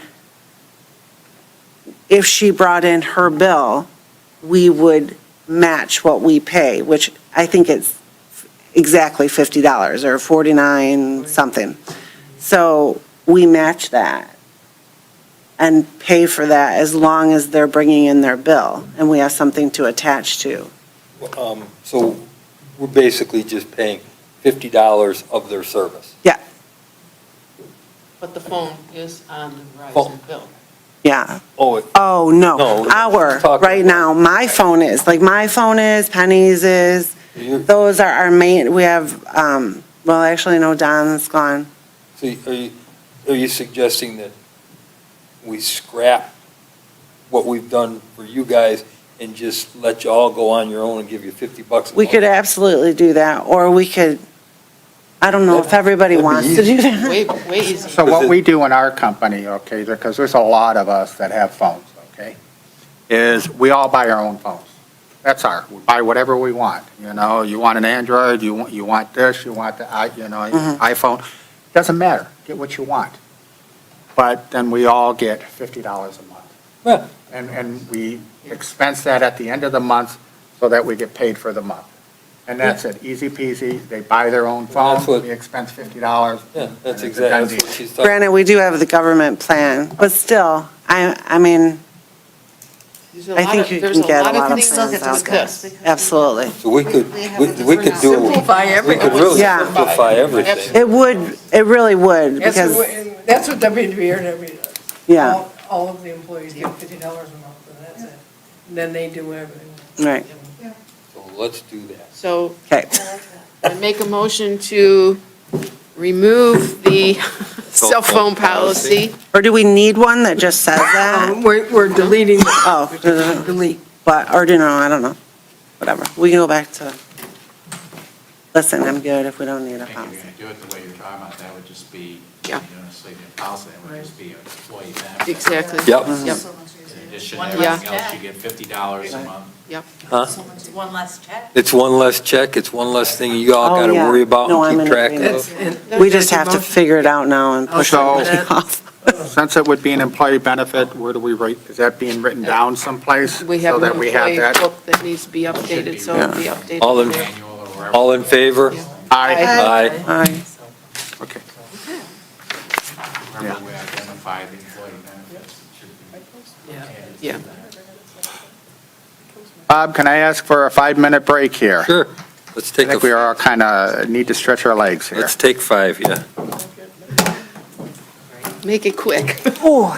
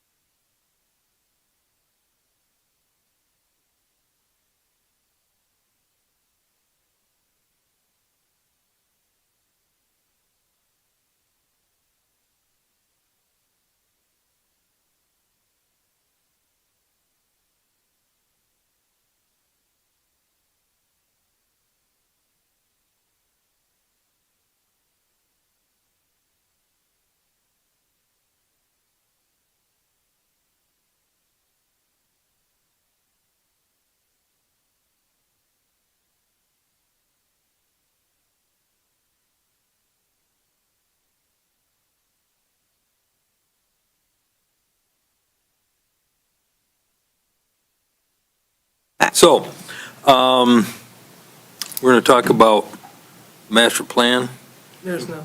Nothing? So that's off. And we're going to New business? table the new business. You want to table it, or you No, I can get through it pretty quick. That way we won't have to worry about it next meeting.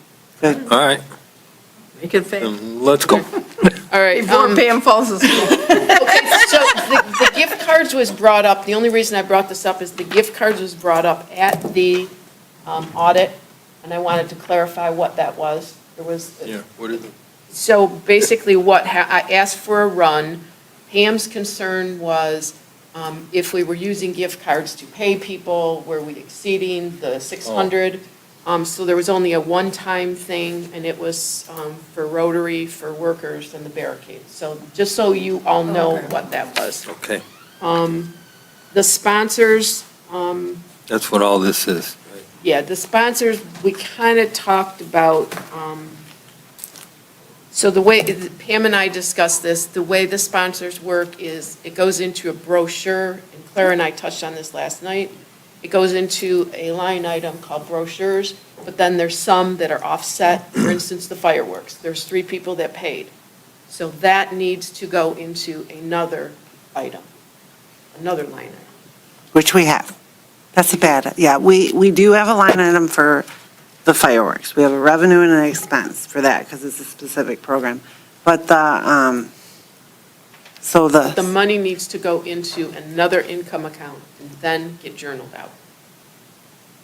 Okay, so then if that's going to happen, then what we talked about is just taking the word brochure away, and we're just going to call it sponsors. And then all that money is going to go into that sponsor, and then the list at the end, that's where you take the journal entries. So I take the sponsorship money that we get, and at the beginning of the budget, I'm like, okay, we're going to put some in Easter, whatever, because I know how much, or I think we're going to get. So that is what I estimate, and I asked Berna towards the end of the year, once we get our sponsorship money all in, she moves it to the revenue of those accounts. Because each program has a revenue and an expense account. So is that? As long as it goes into an income account. It all has to go into the same income account, because they all No, go you into can an go- income. They can go into separate, but if you run a report for sponsors, we should be able to see every sponsor and how much they donated. I don't So then care. they go in that, we'll have to put them all in that one number. And I will journal Move them them. out as the events Yeah. occur. Right. Okay. Got that. Okay, instructor contract wages, that came up because Pam felt that it was better to do contracts. And that was, we don't really do a contract. I do have a contract that RARA does, and I can share that the next meeting. The reason she felt that is so that we didn't have to meet to do a check because they're a contract. Because contracts are post Right. approvals. So if they have a contract, then we can just do a post approval. Yep. Because we already have a contract with them. Okay. That would eliminate. That is, It's like a pre-approved. now that makes, I know you were trying to tell me that last Yeah. night. Now, I got it. Sinking in? Yeah, Okay. it's sunk and it's good. The accounting programs, that was on the agenda from last time, but I just wanted to cover it. So Rec Pro is the accounts receivable, fund balance is the accounts payable, and stuff goes from the accounts receivable into fund balance.